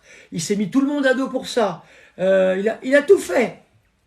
Ensuite, la fraternité, les représentants de la fraternité Saint-Pédis lui ont craché au visage en disant « Ah ben ça va pas, ça ne suffit pas, tout ça. Vous pensiez qu'on allait rentrer, mais on rentre pas du tout. » Voilà. Donc pour moi, ces gens-là, excusez-moi, voilà, faut voir au cas par cas après. Hein. Mais au niveau de l'institution, je suis quand même assez écœuré, je dois le dire. Voilà, mon avis, mon opinion. Comme d'habitude, je dis ce que je pense. Alors ça plaira pas, évidemment, mais c'est ce que je pense. Oui, non, mais... Ça peut se discuter, hein, tout ça c'est de l'opinable. Oui. Alors, on voit beaucoup sur TikTok, mon père, de plus en plus, de filles et de femmes ou de jeunes femmes chrétiennes qui mettent le voile. Alors c'est pour ressembler aux musulmanes, etc. Moi, je voudrais que vous nous disiez quel est le rapport au voile au sein de l'Église catholique. On voit par exemple certaines femmes qui mettent le voile lorsqu'elles vont à l'église, à la messe. Mais que dit l'Église catholique par rapport au voile, d'un point de vue général? Alors, d'un point de vue général, déjà, je comprends ces jeunes filles, parce qu'elles sont entourées dans les milieux de musulmans avec des femmes voilées, donc elles veulent avoir un signe extérieur visible. Je les comprends. Maintenant, le voile est d'abord un habit qui est réservé, le voile est le signe de la consécration. Voilà. Donc il faut être religieuse pour porter un voile.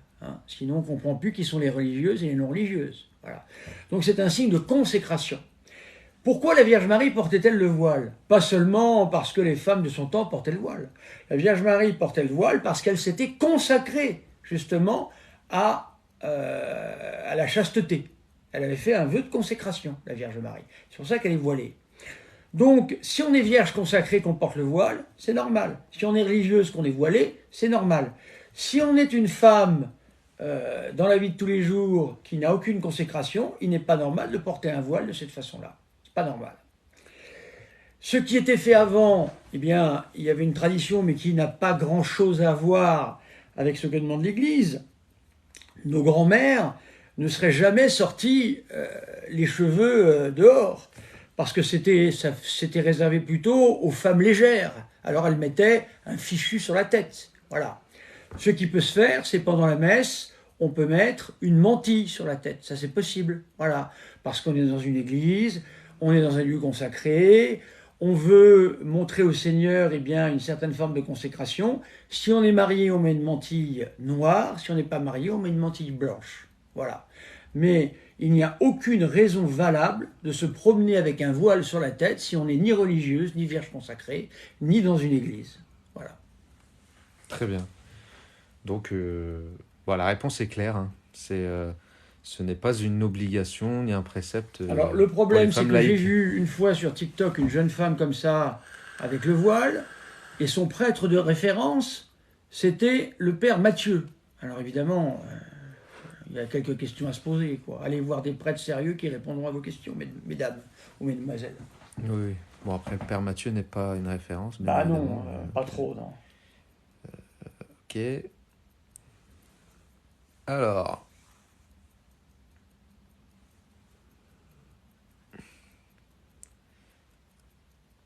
Hop, je regarde les autres questions.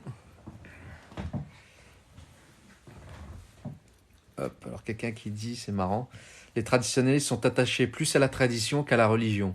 Je pense que c'est vrai. C'est vrai. Le traditionnalisme, dans sa revendication, n'est pas, en fin de compte, attaché à la religion. Il est attaché à des traditions.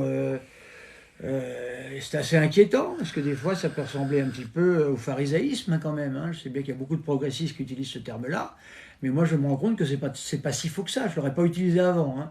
Mais maintenant, quand je vois qu'on ne parle plus de doctrine, et qu'on ne parle plus que de messe, ça m'inquiète. Ça m'inquiète beaucoup. Exactement. Quelqu'un d'autre dit, le modernisme va-t-il tuer l'Église ? Écoutez, le modernisme, déjà il faut définir ce qu'est le modernisme. Le modernisme, c'est quelque chose de particulier, c'est une hérésie spéciale. Le modernisme, il faut premièrement être catholique. Deuxièmement, il faut vouloir changer les termes de la doctrine tout en gardant les mêmes mots que la doctrine. Et troisièmement, il faut rester dans l'Église pour l'infiltrer. Voilà, c'est les trois notes du modernisme. Donc, si on parle de modernisme, est-ce qu'on parle de ça? C'est ça la question. Aujourd'hui, le modernisme est dépassé en quelque sorte. Maritain disait que la crise moderniste était un rhume de foin par rapport à ce qui est arrivé dans les années 50. On n'a pas attendu Vatican II non plus pour ça. Va-t-elle tuer l'Église? Bien, écoutez, moi je lis ce que dit notre Seigneur. Il dit deux choses. La première chose, c'est qu'il dit que les portes de l'enfer ne prévaudront pas contre l'Église, ce qui veut dire que l'Église, une, sainte, catholique et apostolique, existera toujours. Et elle existe au ciel. C'est l'Église céleste, c'est l'Église militante ici, et c'est l'Église souffrante au purgatoire. Celle-ci ne changera jamais. Par contre, est-ce que les hommes d'Église réussiront, à force de vouloir détruire l'Église, hein, en ne faisant pas ce qu'il faut, réussiront-ils à la tuer? J'entendais hier dans une émission que dans 10 ans en France, beaucoup de diocèses ne connaîtront plus de prêtres. Il n'y aura plus de prêtres. C'est quand même une question importante, ça. Et notre Seigneur a dit la chose suivante, qui n'est pas la même chose que l'Église. Quand je reviendrai, trouverai-je la foi sur la terre? Notre Seigneur y trouvera l'Église. Elle ne disparaîtra jamais. Par contre, est-ce qu'il y trouvera la foi? Voilà. Donc il est tout à fait possible que la foi disparaisse dans l'Église catholique, dans certains continents, dans certains diocèses. Et c'est voilà. déjà arrivé. Hein. Et c'est déjà arrivé. Voilà. L'Afrique du Nord, l'Afrique du Nord, l'un des plus grands évêchés au monde. Hein. Et l'Afrique du Nord n'a pas été détruite à cause que des musulmans. Elle a été détruite à cause des querelles entre les chrétiens, entre les catholiques. Il faut bien dire ça. Les choses s'effondrent avant que les musulmans arrivent. Oui, notamment les Vandales aussi. Les Vandales, pareil. Voilà. Donc il faut balayer devant sa porte, et moi je balaye devant ma porte. Exactement. Autre question. Donc toutes ces races, les vacantistes et compagnie, est-ce qu'ils ne font pas du mal à l'Église? Voilà la question qu'il faut se poser. Quelqu'un pose une question par rapport à l'incinération. Oui. Est-ce que l'incinération est permise? Alors, il faut être bien clair là-dessus. L'Église, pendant des générations, a interdit l'incinération. Aujourd'hui, elle le permet, l'incinération. Évidemment, c'est un choix possible. Alors, sachez tout de même quelque chose, c'est que nous allons entrer dans une ère où les cimetières, pour des raisons diverses, ne seront plus permis. Et l'incinération deviendra obligatoire. Voilà. Donc, je pense que l'Église a permis l'incinération parce qu'on risque de se retrouver dans ce type de cas. L'incinération est autorisée que dans un cas, quand elle n'est pas là pour nier la résurrection de la chair. Mais évidemment, si on peut ne pas se faire incinérer, c'est évidemment un signe infiniment supérieur par rapport à la résurrection de la chair et par rapport au respect que l'on doit avoir du corps humain, bien sûr. Donc c'est tout à fait préférable. Mais ne nous voilons pas la face, il est tout à fait possible qu'il arrive un temps où l'on ne puisse plus faire que les incinérations. Voilà. Mais ce n'est pas souhaitable, on est bien d'accord. Merci mon père.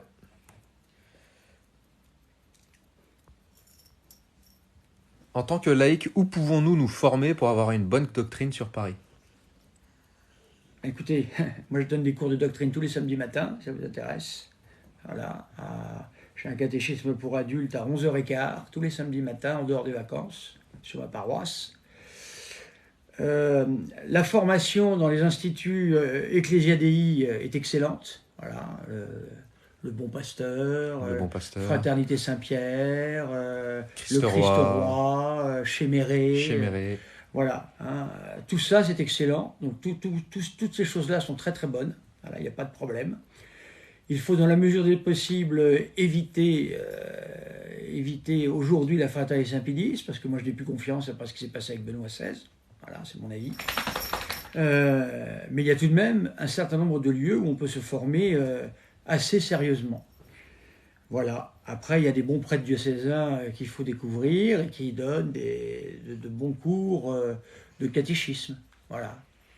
Et puis tout simplement les livres. Hein. Ah, les livres, il y a le catéchisme de l'Église catholique, voilà, le Saint-Pédis, le petit, le grand, le compendium. Voilà. Ensuite, vous pouvez demander à un prêtre de former un petit groupe, c'est possible. Ça, un prêtre que vous sentez assez à l'aise, vous lui demandez s'il n'y a pas moyen de former un petit groupe de formation. Voilà.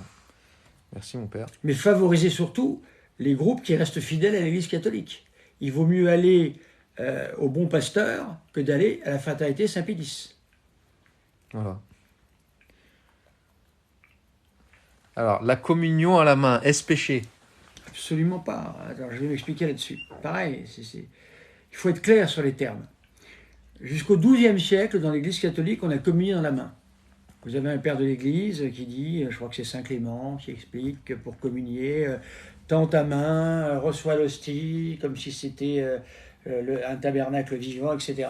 Donc, on ne peut pas reprocher à Saint Clément et aux 12 premiers siècles de l'Église catholique d'avoir été en état de péché toute leur vie. C'est pas possible. Alors, il est évidemment préférable de communier sur les lèvres. Pourquoi? Parce que on a automatiquement un geste qui est beaucoup plus respectueux du sacrement de l'Eucharistie. Voilà. C'est une chose évidente, ça. Donc, si l'on doit choisir entre la communion dans la main et la communion sur les lèvres, il vaut mieux choisir la communion sur les lèvres. C'est infiniment meilleur, c'est un signe beaucoup plus respectueux, et voilà. Maintenant, si on n'a pas le choix, eh bien, ce n'est pas un absolu non plus. Recevoir Jésus dans la main demande beaucoup plus de précautions. Mais ce n'est pas en aucun cas un péché. Si on ne peut pas faire autrement, il vaut mieux communier dans la main que ne pas communier du tout. Si l'on a la possibilité de communier sur les lèvres, communions plutôt sur les lèvres que dans les mains. Voilà. Voilà ce que l'on peut dire. Vous voyez, c'est toujours pareil. Ce n'est pas des questions tout noir ou tout blanc, parce que sinon on ne s'en sort pas. On a de la chance d'avoir une religion où on peut utiliser notre discernement, notre cerveau. Le mot latin le plus utilisé dans le code de droit canon, que ce soit l'ancien ou le nouveau, c'est nisum. Nisum, c'est dans le cas où on ne peut pas faire, eh bien, on fera autrement. Voilà. Et alors,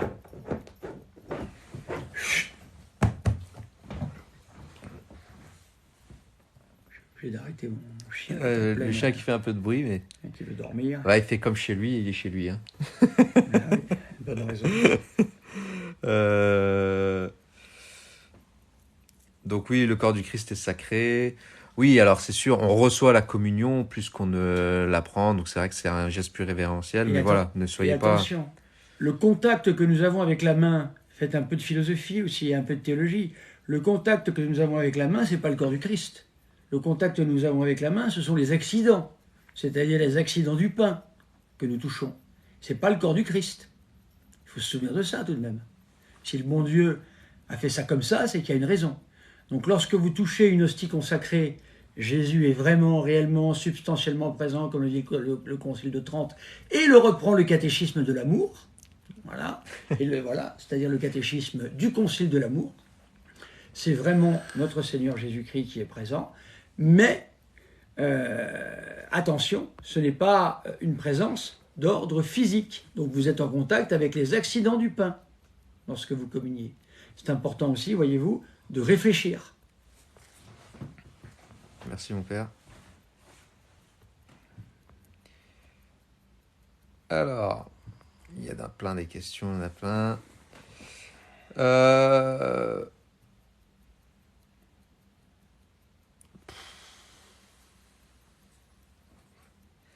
Petite question, peut-on prier avec des écouteurs? J'adore prier avec des louanges. Oui, bien sûr, il n'y a aucun problème. Pas de problème pour ça. Sur Internet, il y a un moyen très catholique d'utiliser Internet. Il y a plein de choses sur Internet. Il y a les sermons du curé d'Ars que je vous recommande, par exemple. Il y a quelqu'un qui les a mis, c'est formidable. Aude nous dit, est-ce qu'au purgatoire, on brûle dans les flammes? Alors, dans le chapelet de la miséricorde, Jésus dit... Ah, alors là, je sais pas la suite. Le chapelet de la miséricorde, on prie effectivement pour que les âmes n'aillent pas en enfer, pour les âmes du purgatoire. Voilà. Il y a un feu au purgatoire. Hein. Il y a un feu au purgatoire. D'ailleurs, c'est dit, je vais vous retrouver le passage biblique. Parce que là, nous allons avoir immédiatement la horde d'évangéliques. La horde d'évangéliques qui va arriver, qui va dire c'est pas biblique, c'est pas biblique. Commis un péché très grave, c'est pas biblique. Voilà. Les excités de la Bible. La Bible n'est pas complète, entre parenthèses, mes chers amis, c'est Jésus qui le dit lui-même, hein. C'est pas moi. Hein. Alors, c'est l'abbé Horowitz, diocèse de Paris. Alors, voilà. Alors,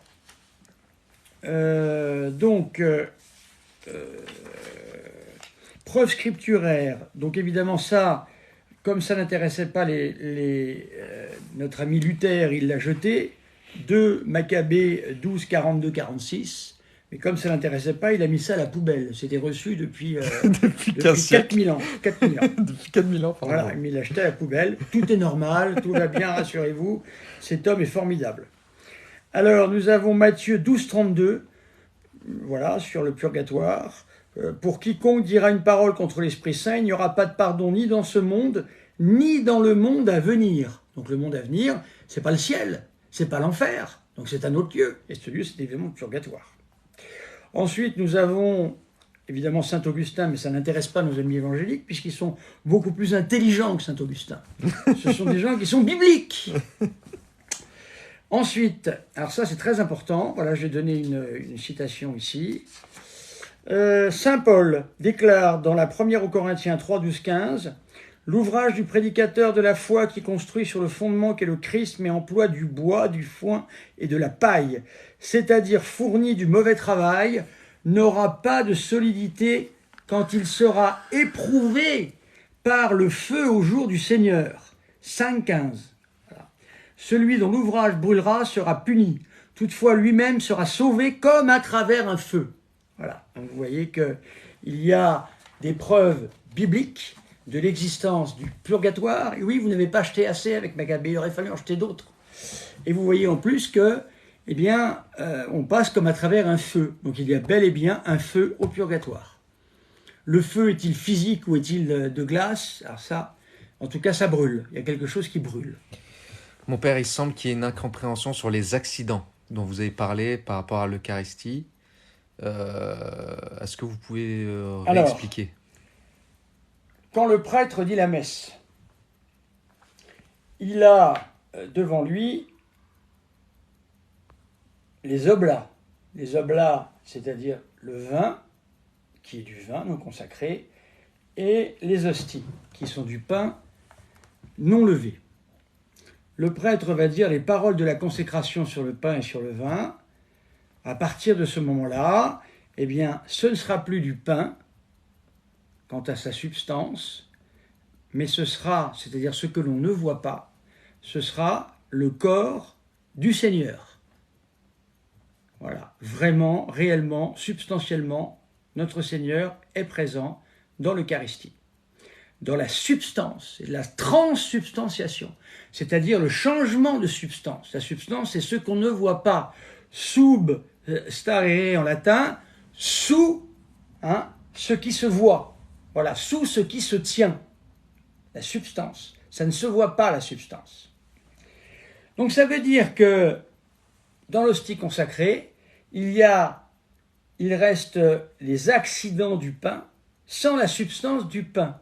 C'est-à-dire ce qui se voit du pain, si vous le prenez avec un microscope, vous verrez du pain, voilà, tel que se constitue le pain, la couleur du pain, tout ce qu'on appelle les accidents. Mais la substance qui est invisible à l'œil et invisible aux instruments d'ordre scientifique, eh bien, a changé. Donc ça veut dire qu'en fait, c'est la substance de la présence réelle de notre Seigneur qui soutient les accidents du pain et du vin, parce que pour le vin, c'est la même chose. Ce qui veut dire que quand vous touchez une hostie consacrée, votre peau n'est pas en présence directement de Dieu, elle est en présence des accidents du pain. Voilà. Voilà. Il y a un changement de nature du pain finalement. Mais c'est pas dans sa visibilité. C'est la substance. Il y a eu le changement de substance. D'accord. Substarere en latin, ce qui se tient dessous, ce qui est visible.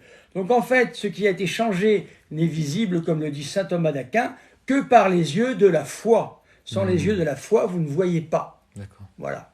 Et la présence du Christ, si vous voulez, cette hostie indique que Jésus est vraiment, réellement, substantiellement présent ici, auprès de nous. Voilà. Merci mon père. Je pense que c'est plus clair. Dites-moi si c'est plus clair. N'hésitez pas. Mais il n'empêche qu'il vaut mieux communier sur les lèvres. Parce que c'est notre Seigneur qui est présent. Mais vous n'êtes pas en contact avec notre Seigneur directement. Dans les pays d'Afrique, quand il y a dans les pays d'Afrique des villages qui sont visités par le prêtre qu'une fois par an. Que croyez-vous qu'il se passe? Ces gens-là ne vont jamais communier? Qu'est-ce qui va se passer? Maintenant, comme d'habitude, n'oubliez pas, le dernier article du Code de droit canon, tout ce qui se fait dans l'Église est pour le bien des âmes. Qu'est-ce que c'est le bien des âmes? De communier ou de ne pas communier? De communier, bien sûr. Alors il y a un catéchiste qui est institué, et ce catéchiste qui n'est ni prêtre ni diacre, eh bien, c'est lui qui distribue la communion. Et le prêtre vient une fois par an pour faire une messe et consacrer les hosties. Sinon, ces gens-là ne communieraient jamais. Voyez-vous, c'est un aspect pratique. C'est comme les gens qui disent « il n'existe pas de baptême en dehors du baptême par immersion ». Qu'est-ce qu'on va faire au pôle Nord? Il y a une mission qui est partie au pôle Nord. L'ordre de Marie Immaculée, les OMI qui sont partis au pôle Nord avec un livre qui s'appelle Inuit. Comment voulez-vous consacrer des Esquimaux? Vous les jetez dans l'eau? Comment vous faites? Eh bien, il faudra bien faire un baptême par induction. Exactement, voilà. Ouais. Il faut être intelligent déjà. Être catholique, c'est être intelligent. C'est pas répéter n'importe quoi. Il faut réfléchir, il faut faire de la théologie un peu. Il faut ouvrir son esprit. Très important. Donc, on est bien obligé, là où il n'y a plus de prêtre, de distribuer la communion, n'est-ce pas? Saint Tarcisius, qui est le saint patron de l'Eucharistie, était un garçon qui portait avec lui l'Eucharistie. Et il n'était ni prêtre ni diacre. Il est mort martyr d'ailleurs, pour ne pas avoir voulu livrer le Saint-Sacrement. D'accord. Et quand on dit, parce que ça c'est des tradis, je connais l'argumentaire un peu de tous ces gens-là, des tradis, des évangéliques, des sédévacantistes, et autres genres de beauté, hein, parce qu'il y en a tellement, on ne peut pas en faire la liste. Alors voilà l'argumentation à l'hostie ne peut être prise que dans des mains consacrées. Eh bien, je vais vous contredire avec la messe de Saint-Pie V, puisque le diacre, qui n'a pas des mains consacrées, peut distribuer la communion dans la messe Saint-Pie V. Merci. Alors, autre question. Quelle est la différence entre le jugement particulier et le jugement universel? C'est-à-dire le jugement juste après la mort et le jugement général. Alors, le jugement particulier, que se passe-t-il? Au moment du... C'est-à-dire que aujourd'hui, j'ai été voir quelqu'un qui était décédé. Hein, il était décédé il y a 1 heure avant, donc j'ai quand même pu donner les sacrements sous condition, le sacrement des malades, et je leur ai bien dit, priez pour lui, parce qu'il va être rapidement au jugement particulier. Donc ce que nous dit la Sainte Écriture, c'est « après la mort vient le jugement ». Ce que nous dit le catéchisme de l'amour, c'est « immédiatement après la mort vient le jugement particulier ». Voilà. C'est normal que le catéchisme de l'amour dise la même chose que ce que dit l'Évangile. Voilà. Le concile de l'amour dit la même chose aussi. Alors, une fois que l'on est mort, en fait, qu'est-ce que c'est que la mort? C'est le moment où notre âme c'est nous, quitte notre corps. Eh bien, notre âme quitte notre corps, et à partir de ce moment-là, le principe d'unification du corps disparaît, parce que notre âme a un principe végétal, et c'est ce principe végétal qui tient le corps en vie. Voilà, on a une âme avec une fonction végétative, une fonction animale, et on a une âme fondée qui est immortelle, parce que justement, on est capable, on rentre dans un autre monde après la mort. Donc une fois que la mort arrive, vient le jugement particulier. Au jugement particulier, eh bien, nous sommes face à notre Seigneur. Tous ceux qui ont vécu des phénomènes de NDE, c'est-à-dire ils ont eu un coma, ils sont morts, ils ont une apparence de mort, pardon, ils ont été dans une espèce de couloir avec une grande lumière au fond. Mais aucun d'eux n'a vu ce qu'était la grande lumière. La grande lumière, c'est notre Seigneur Jésus-Christ, bien sûr, qui nous attend. Là, eh bien, notre Seigneur va nous juger. Sera présent, ça c'est la tradition qu'il dit, la tradition catholique, Satan, pour nous accuser, car il est dit dans l'Apocalypse que Satan est l'accusateur. Voilà, il sera là pour nous accuser. Nous aurons comme avocat notre ange gardien, évidemment, si nous nous sommes occupés de lui un peu au cours de notre vie. Et nous aurons comme avocate, c'est pareil, pas pour les protestants, la Vierge Marie. Les protestants, eux, auront un avocat commis d'office à 5 € de l'heure. Ah oui, ils ne veulent pas de la Vierge Marie. Ils veulent pas de la Vierge Marie, qui est notre avocat avocate. commis d'office. Voilà. Ça sera quelqu'un qui viendra, je ne sais pas qui s'occupera de leur dossier comme ils peuvent, parce que ce type sera débordé certainement. Voilà. Je pense, puisqu'ils ne veulent pas d'elle. Hein. Ne vous inquiétez pas, vous ne voulez pas d'elle, elle ne veut pas de vous. Pardonnez-moi, mais des fois, vu comme vous en parlez, ça me fait mal au cœur. Alors vient le jugement particulier. Si vous êtes mort en état de péché mortel, c'est-à-dire avec les 3 conditions du péché mortel, matière grave, volonté, et savoir que vous avez commis un péché mortel. Comme dit le catéchisme de l'amour, un seul péché mortel vous envoie en enfer. Je répète, comme dit le catéchisme de l'amour, je le répète parce que c'est jamais dit, hein. Comme dit le catéchisme de l'amour, c'était le dernier catéchisme en date, un seul péché mortel vous envoie en enfer. Je rappelle que parmi les péchés mortels, il y a la messe du dimanche, par exemple. Un petit exemple, voilà, pour un peu remuer les esprits. Vous voulez dire, oui, le fait de rater la messe du dimanche, c'est un péché De ne mortel. pas aller à la messe du dimanche volontairement, c'est un péché, c'est une matière suffisante au péché mortel. D'accord. Voilà. Donc s'il y a ces 3 faits-là, que l'on meurt en état de péché mortel, sans vouloir s'en confesser, sans avoir la contrition, aussitôt après le jugement particulier, nous sommes envoyés en enfer. Voilà. Si vous ne dites pas ça, vous contredisez le catéchisme de l'amour. Donc il y a un problème avec l'amour. Deuxième chose, vous mourrez en état de péché véniel. Eh bien à ce moment-là, vous aurez le jugement particulier où votre vie sera passée au crible. On verra comment vous avez vécu. Voilà. Évidemment, si vous ne vous êtes jamais intéressé au bon Dieu, si vous avez vécu en vous intéressant à tout à fait autre chose, le bon Dieu, je ne sais pas ce que vous allez pouvoir raconter, je ne sais pas. Hein. On meurt en état de péché véniel, donc à ce moment-là, eh bien, vous êtes envoyé au purgatoire. Au purgatoire où vous aurez un certain temps qui vous sera donné, dans lequel vous souffrirez. Il est dit dans l'Église catholique que la plus petite souffrance du purgatoire est égale à la plus grande souffrance terrestre. Le temps du purgatoire ne doit pas être négligé, puisqu'il peut durer jusqu'à la parousie. On peut être 1000 ans au purgatoire, on peut être 2000 ans au purgatoire, on peut être plusieurs milliers d'années au purgatoire, avec une souffrance liée aux péchés qui sont à purifier. Ensuite, troisième situation, vous vous êtes préoccupé de votre âme, vous avez passé votre vie à vous préoccuper de votre âme, vous êtes mort dans un état d'impureté légère, hein, ou peut-être un péché véniel ou deux, vous avez revêtu le saint scapulaire de la Vierge Marie. Les protestants, bouchez-vous les oreilles. Hein. Voilà, bouchez-vous les oreilles parce que c'est lié à la Vierge Marie.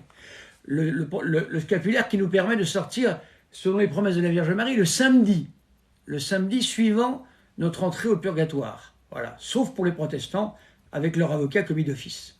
Je ne sais pas où ils ont envoyé d'ailleurs.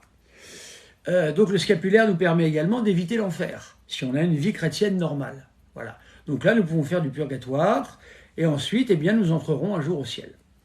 Les gens qui meurent en état de perfection, ce sont les saints, c'est-à-dire qui n'ont plus de péché véniel sur la conscience, uniquement des imperfections, quelques péchés mineurs, eh bien, ils rentrent directement au ciel sans passer par le purgatoire. Voilà. Et ils rentrent dans la gloire. Ça, c'est le jugement particulier.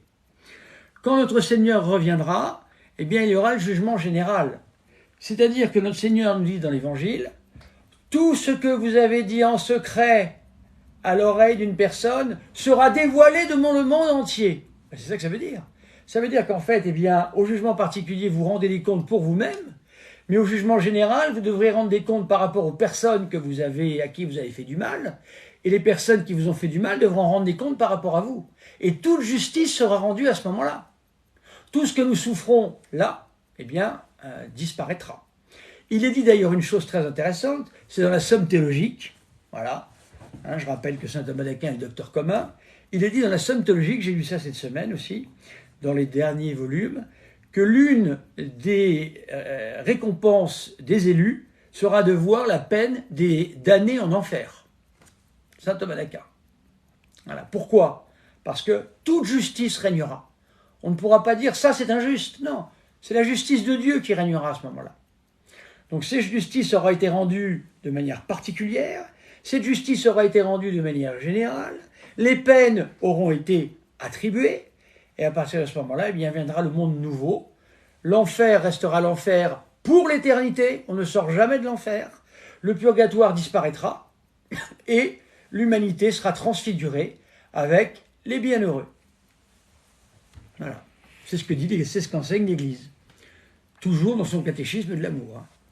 Alors, catéchisme de l'amour, bien sûr, pour ceux qui ne savent pas, c'est le catéchisme de l'Église catholique. De Vatican II. De Vatican II, de Saint Jean-Paul II. Du Concile de l'amour. Voilà. C'est un petit clin d'œil à ceux qui prennent le catéchisme pour quelque chose de bisounours. Le catéchisme est très catholique de Vatican II. Il n'y a pas de problème. Donc oui... D'ailleurs, je suis aussi libre avec tout ça que je peux dire, lisez le catéchisme de Saint-Pie X si vous voulez, lisez le catéchisme du Concile de Trente si vous voulez. Voyez-vous, moi j'arrive à lire tout ça, hein, sans problème. Donc c'est qu'il y a quand même une certaine continuité dans tout ça. Je rappelle que quand même pour nos amis, je parle aux traditionalistes cette fois-ci, le concile le plus cité dans le Concile Vatican II, c'est le Concile de Trente. Les deux auteurs les plus cités dans le catéchisme de Vatican II sont saint Augustin et saint Thomas d'Aquin. Donc nous sommes plutôt en bonne compagnie. Voilà, je dis ça parce que beaucoup pensent le contraire. Oui. Ils pensent qu'il y a quelques marioles qui sont citées là, mais... Ori, on vient juste de... Alors, Ori, c'était votre question et on vient juste d'y répondre pendant un quart d'heure. Là. Alors on verra la vidéo. Voilà. Est-il possible d'expliquer les deux jugements? C'est ce qu'on vient de faire. Je ne peux pas le faire plus en détail voilà, que ça. Alors là, vous allez arrêter parce que j'ai l'impression que vous posez 4 ou 5 fois vous verrez la vidéo de toute façon. La même question. Elle sera en ligne, non pas sur ma chaîne, parce que je suis obligé de faire cette vidéo. Vous ne voyez pas que je suis menacé d'une arme. Donc, évidemment...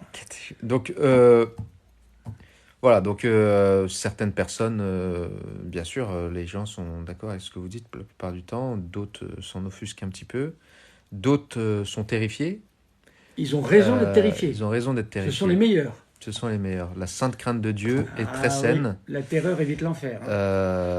Donc, ne désespérez pas. Peut-être mon père... mais pas du tout. Voilà. Il y a le bâton. La crainte de Dieu, c'est une crainte... Il y a le bâton et la carotte, bien évidemment. Alors, la carotte, on peut parler de la carotte. C'est une crainte amoureuse, bien sûr. La crainte de Dieu, c'est pas avoir peur de Dieu. C'est vouloir, je sais pas, moi, quand on aime Dieu, qu'est-ce qu'on veut faire? Eh bien, on veut faire le mieux possible. Quand on aime quelqu'un, on veut faire le mieux possible pour lui, donc c'est pareil pour le bon Dieu, c'est ça la sainte crainte de Dieu. Alors qu'est-ce qu'on peut faire? Eh bien déjà, l'Église met à votre disposition un très grand nombre de moyens de salut. Par exemple, eh bien, le scapulaire du Mont Carmel, qui peut éviter l'enfer, la messe avec la communion régulière.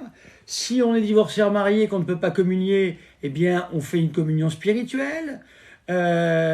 Les prières, actes de foi, actes d'espérance qui permettent également, et actes de contrition qui permettent également de nous aider à faire notre salut. La Vierge Marie est l'auxiliaire de notre salut, sauf pour les évangéliques. Elle nous aide à faire notre salut, bien sûr. Hein, elle est là pour nous aider.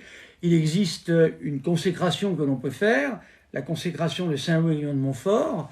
J'ai fait mon carême là-dessus, j'ai prêché tous les jeudis sur cette question-là. On fait une consécration à la Sainte Vierge et c'est elle qui s'occupe de notre salut. Donc on est en bonne forme. Voyez-vous, c'est pas un avocat, comme je le disais tout à l'heure, un avocat au rencard. Voilà. Hein. Donc il existe énormément de moyens de salut. Et il faut les prendre. Regardez ça. Pratique de piété envers le Sacré-Cœur de Jésus. Ben voilà. Tout est écrit là-dedans. Voilà. Et tournez, vous aurez les promesses de Jésus. Voilà.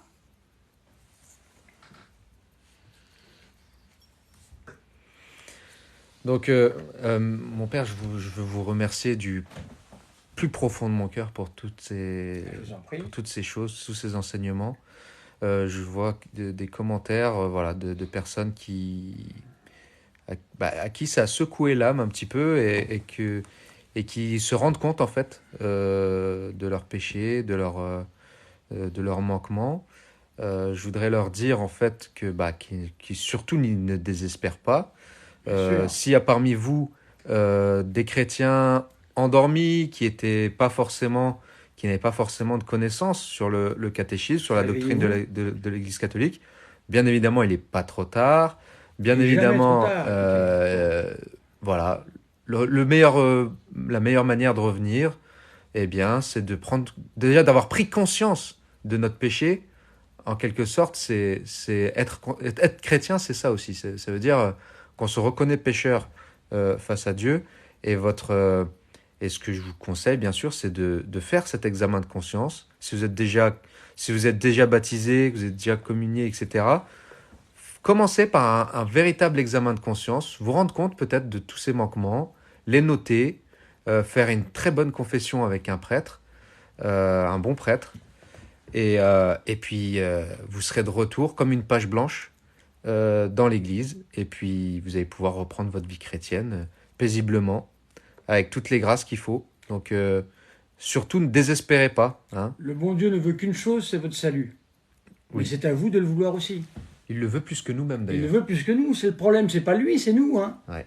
C'est nous. Hein. À écouter n'importe qui, à faire n'importe quoi, ben voilà, on peut finir par se perdre. Surtout sur Internet. Exactement. Il y a des gens qui racontent n'importe quoi. L'amour et la crainte sont-ils compatibles? Bien sûr, puisque cette crainte est une crainte d'amour. C'est une crainte révérentielle. Moi, quand je m'adresse à Dieu, je ne m'adresse pas à mon pote. Quand je m'adresse à la Vierge Marie, je ne m'adresse pas à ma copine. J'ai un respect infini pour notre Seigneur Jésus-Christ, car il est Dieu, et il est infiniment aimable, et il est... je ne sais même pas comment on peut poser une question comme ça. Moi, ça me surprend à un point. Mais vous imaginez que vous parlez à Dieu, le créateur de l'univers, le créateur de toutes choses, et vous êtes en train de dire crainte, amour, les deux vont bien sûr ensemble. C'est-à-dire que c'est abyssal. On parle à un être, Dieu, qui a tout fait, qui est le seul être essentiel, et que nous passerons notre éternité à connaître si nous allons au ciel. Comment voulez-vous ne pas craindre quand vous pensez à ça? Donc ce ne sont pas nos potes, on leur tape pas une claque dans le dos, on a une crainte révérentielle. Si demain on vous dit vous allez rencontrer le préfet, vous allez rencontrer un président de la République ou je sais pas qui, vous allez avoir un minimum, vous allez venir avec votre blue jean dégueulasse, votre vêtement quechua pour aller voir le président, bah non, hein. Vous allez bien vous habiller, c'est évident. Et là, c'est Dieu, alors c'est pas normal habiller, c'est évident. Et là, c'est Dieu, alors c'est pas normal de craindre un peu, mais bien sûr que si, c'est normal. Voilà. Et c'est ça l'amour. L'amour, c'est respecter l'autre et c'est Crainte. Deux, l'amour.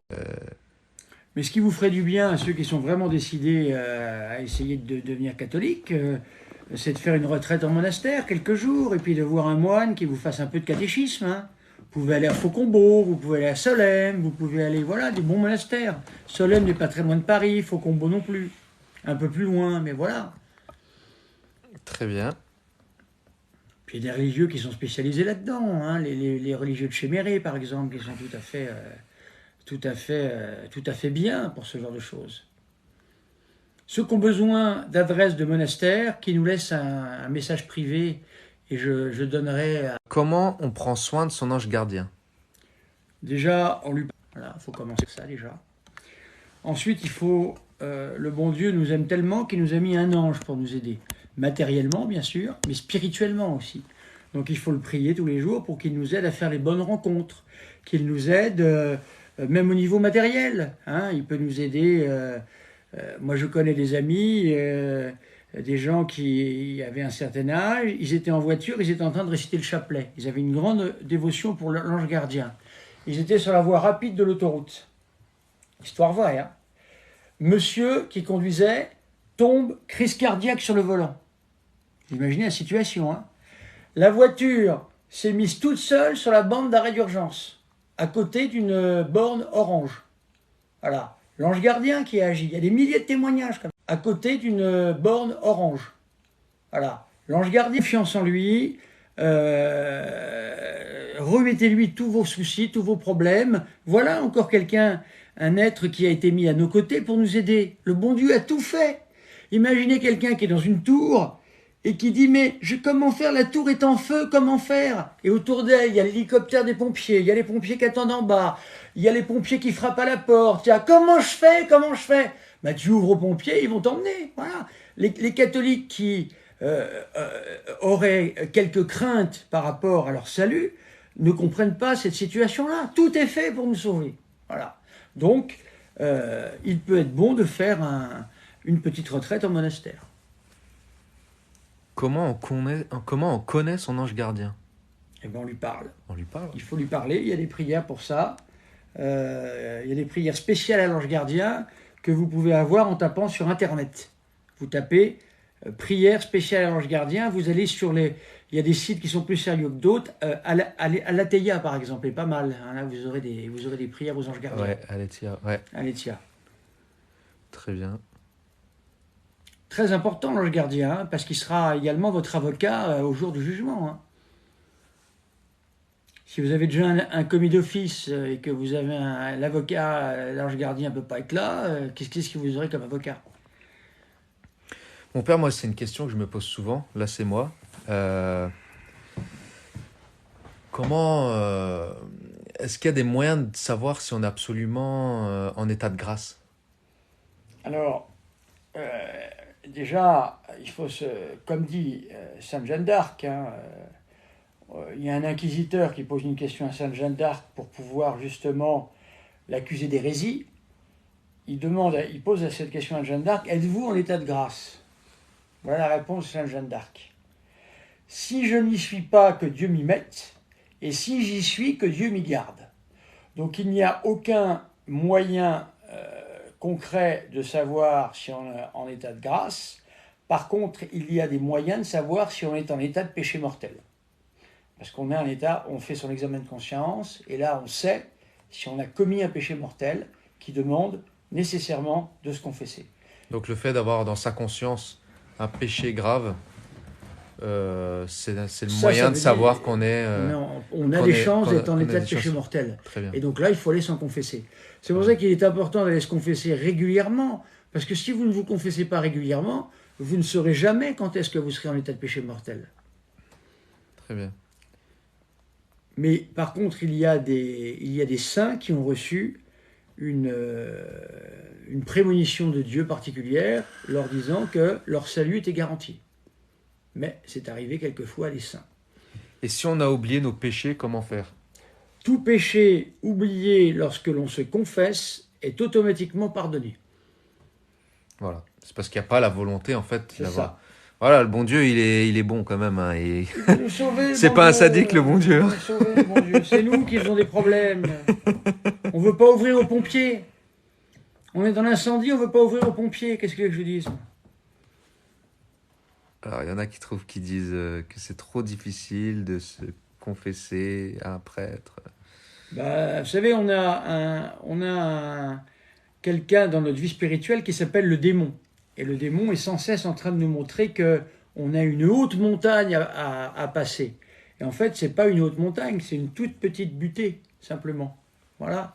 C'est une illusion que le démon vous donne là. Là, vous êtes en train d'écouter la mauvaise personne. Écoutez-moi, n'écoutez pas le démon. Écoutez-moi, écoutez ce que je dis. Allez vous confesser. Il est urgent de se confesser. Bien sûr, toujours urgent de se confesser. On devrait normalement pas pouvoir en dormir. Hein. Moi, Bien sûr. Personnellement, quand je suis en état de péché mortel, Bien sûr. C'est la panique à bord. Alors, si on est en état de péché, attention, il faut préciser quelque chose. Imaginons quelqu'un qui soit en état de péché mortel. Que cette personne soit décidée à se confesser. Que matériellement, elle n'ait pas de confesseur sous la main. Si jamais elle venait à mourir, eh bien, c'était comme si elle s'était confessée. Parce qu'elle aurait fait ce qu'on appelle un acte de contrition parfaite. Parfait. Ouais, parce qu'il y en a beaucoup qui disent aussi, on manque de prêtres. Non, pour c'est se matériel. confesser. C'est-à-dire, si on est dans le péché mortel et qu'on n'en sort pas, c'est là qu'est le problème. Oui. Mais dès lors qu'on a la contrition d'un péché mortel, et on ne trouve pas de prêtre et on meurt, bah, c'est pas grave, c'est comme si c'était confessé. Alors, il y a peut-être des gens qui ne connaissent pas le mot contrition. pouvez peut-être expliquer ce que c'est la contrition? Alors, il existe deux termes. Il existe le terme contrition et le terme attrition. Le terme contrition, c'est regretter ses péchés par rapport à l'amour de Dieu, pardon, par rapport à la peur de l'enfer. Voilà. Et l'attrition, c'est le regret de ses péchés par rapport au fait de blesser l'amour de notre Seigneur en péchant. Et la contrition suffit. Voilà. La peur de l'enfer suffit. Alors le démon, il est intelligent, hein, évidemment, le malin, on n'appelle pas le malin pour rien.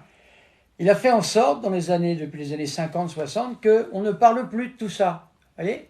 Donc évidemment, si on ne parle plus de tout ça, il y a très peu de chances d'avoir le regret de ses péchés, puisqu'on n'en parle plus. Très peu de chances non plus de savoir qu'il existe encore un enfer. Sylvie Marchand, c'est un live catholique. Donc, Uniquement pour les catholiques. Voilà, c'est catholique, et les amis. Sylvie. Voilà.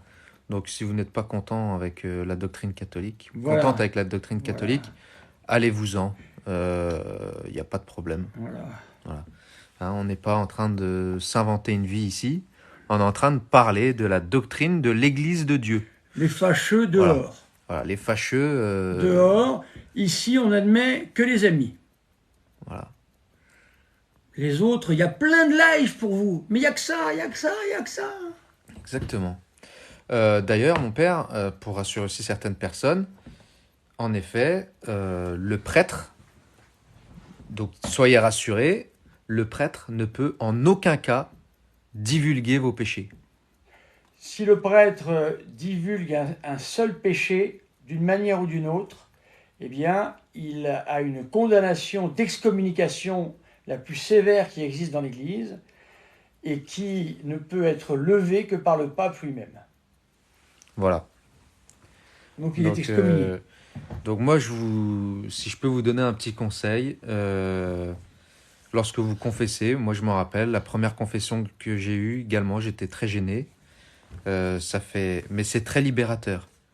Et il y a quelque part, c'est un acte un peu de courage. C'est presque même... on en sort un peu de la gloire et de l'honneur. Hein. Une fois qu'on l'a fait, c'est comme s'enlever d'une grosse épine. Et je confirme qu'il y a le fait de parler du péché, en quelque part, le fait de l'exprimer oralement, c'est comme intérieurement, psychologiquement, il y a quelque chose qui se passe. C'est qu'on s'en débarrasse également en faisant ça. Hein, donc pour ceux qui disent oui, moi je demande à Dieu directement, il sait mieux que moi, etc. Voilà, un peu Sylvie, Sylvie qui Elle continue, mais si c'est une fâcheuse, qu'elle s'en aille. Voilà. En fait, les premiers psychothérapeutes, ça se passait en fait dans les confessionnaux. Tout à fait. Combien de femmes et d'hommes ont été guéris grâce à la confession. Car quand vous avez moi j'ai l'exemple d'une femme, une amie, qui a été très longtemps, une 50aine d'années. Elle a été très longtemps catholique à moitié, pratiquement, pas pratiquante, mais pratiquement catholique. Et cette femme avait avorté.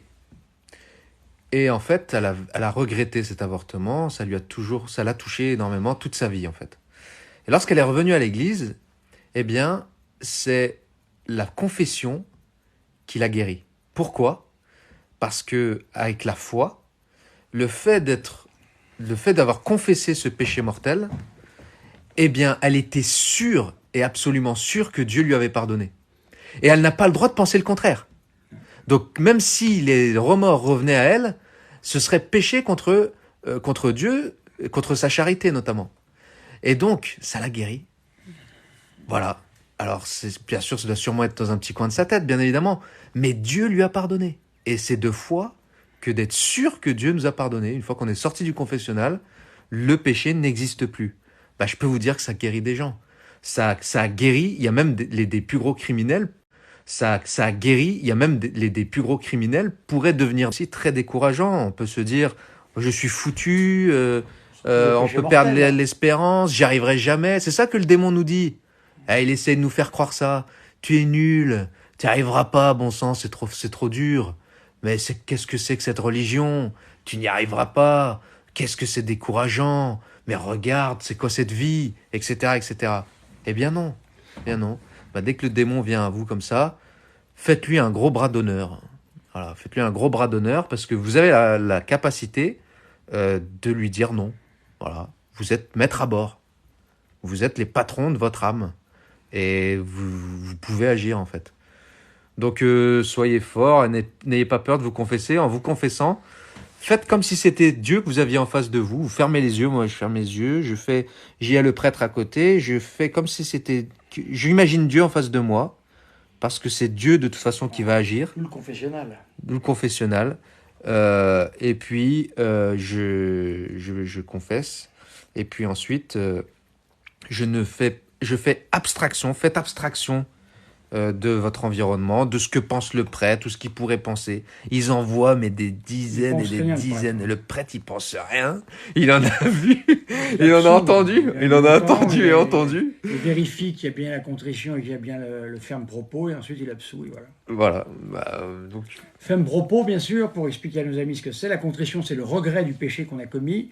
Le ferme propos, c'est la volonté de ne plus le commettre, parce que ça serait trop facile, évidemment. Hein, si on allait se confesser en se disant ben, je vais recommencer, et hop, non, ça marche pas, ça. Ça, c'est se foutre de la gueule de Dieu. En fait. Chers amis, je crois que l'heure avance. L'heure avance. Là, mes amis, je vais devoir moi y aller parce que j'ai une sacrée semaine. Merci beaucoup, mon père. Une petite bénédiction. Oui, bien sûr. De toute façon, on se reverra. Hein. Ouais, ces lives-là sont très très bien.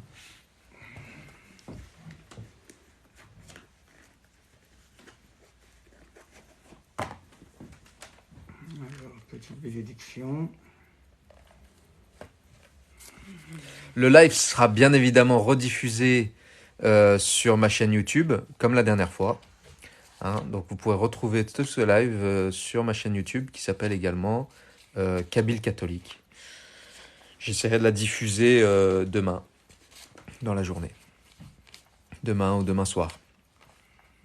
Alors je remercie toutes et tous ceux qui ont participé à ce live. Merci pour toutes vos questions, ça éclaire beaucoup de gens. Ce format est vraiment sympa parce que ça permet d'être interactif et vivant.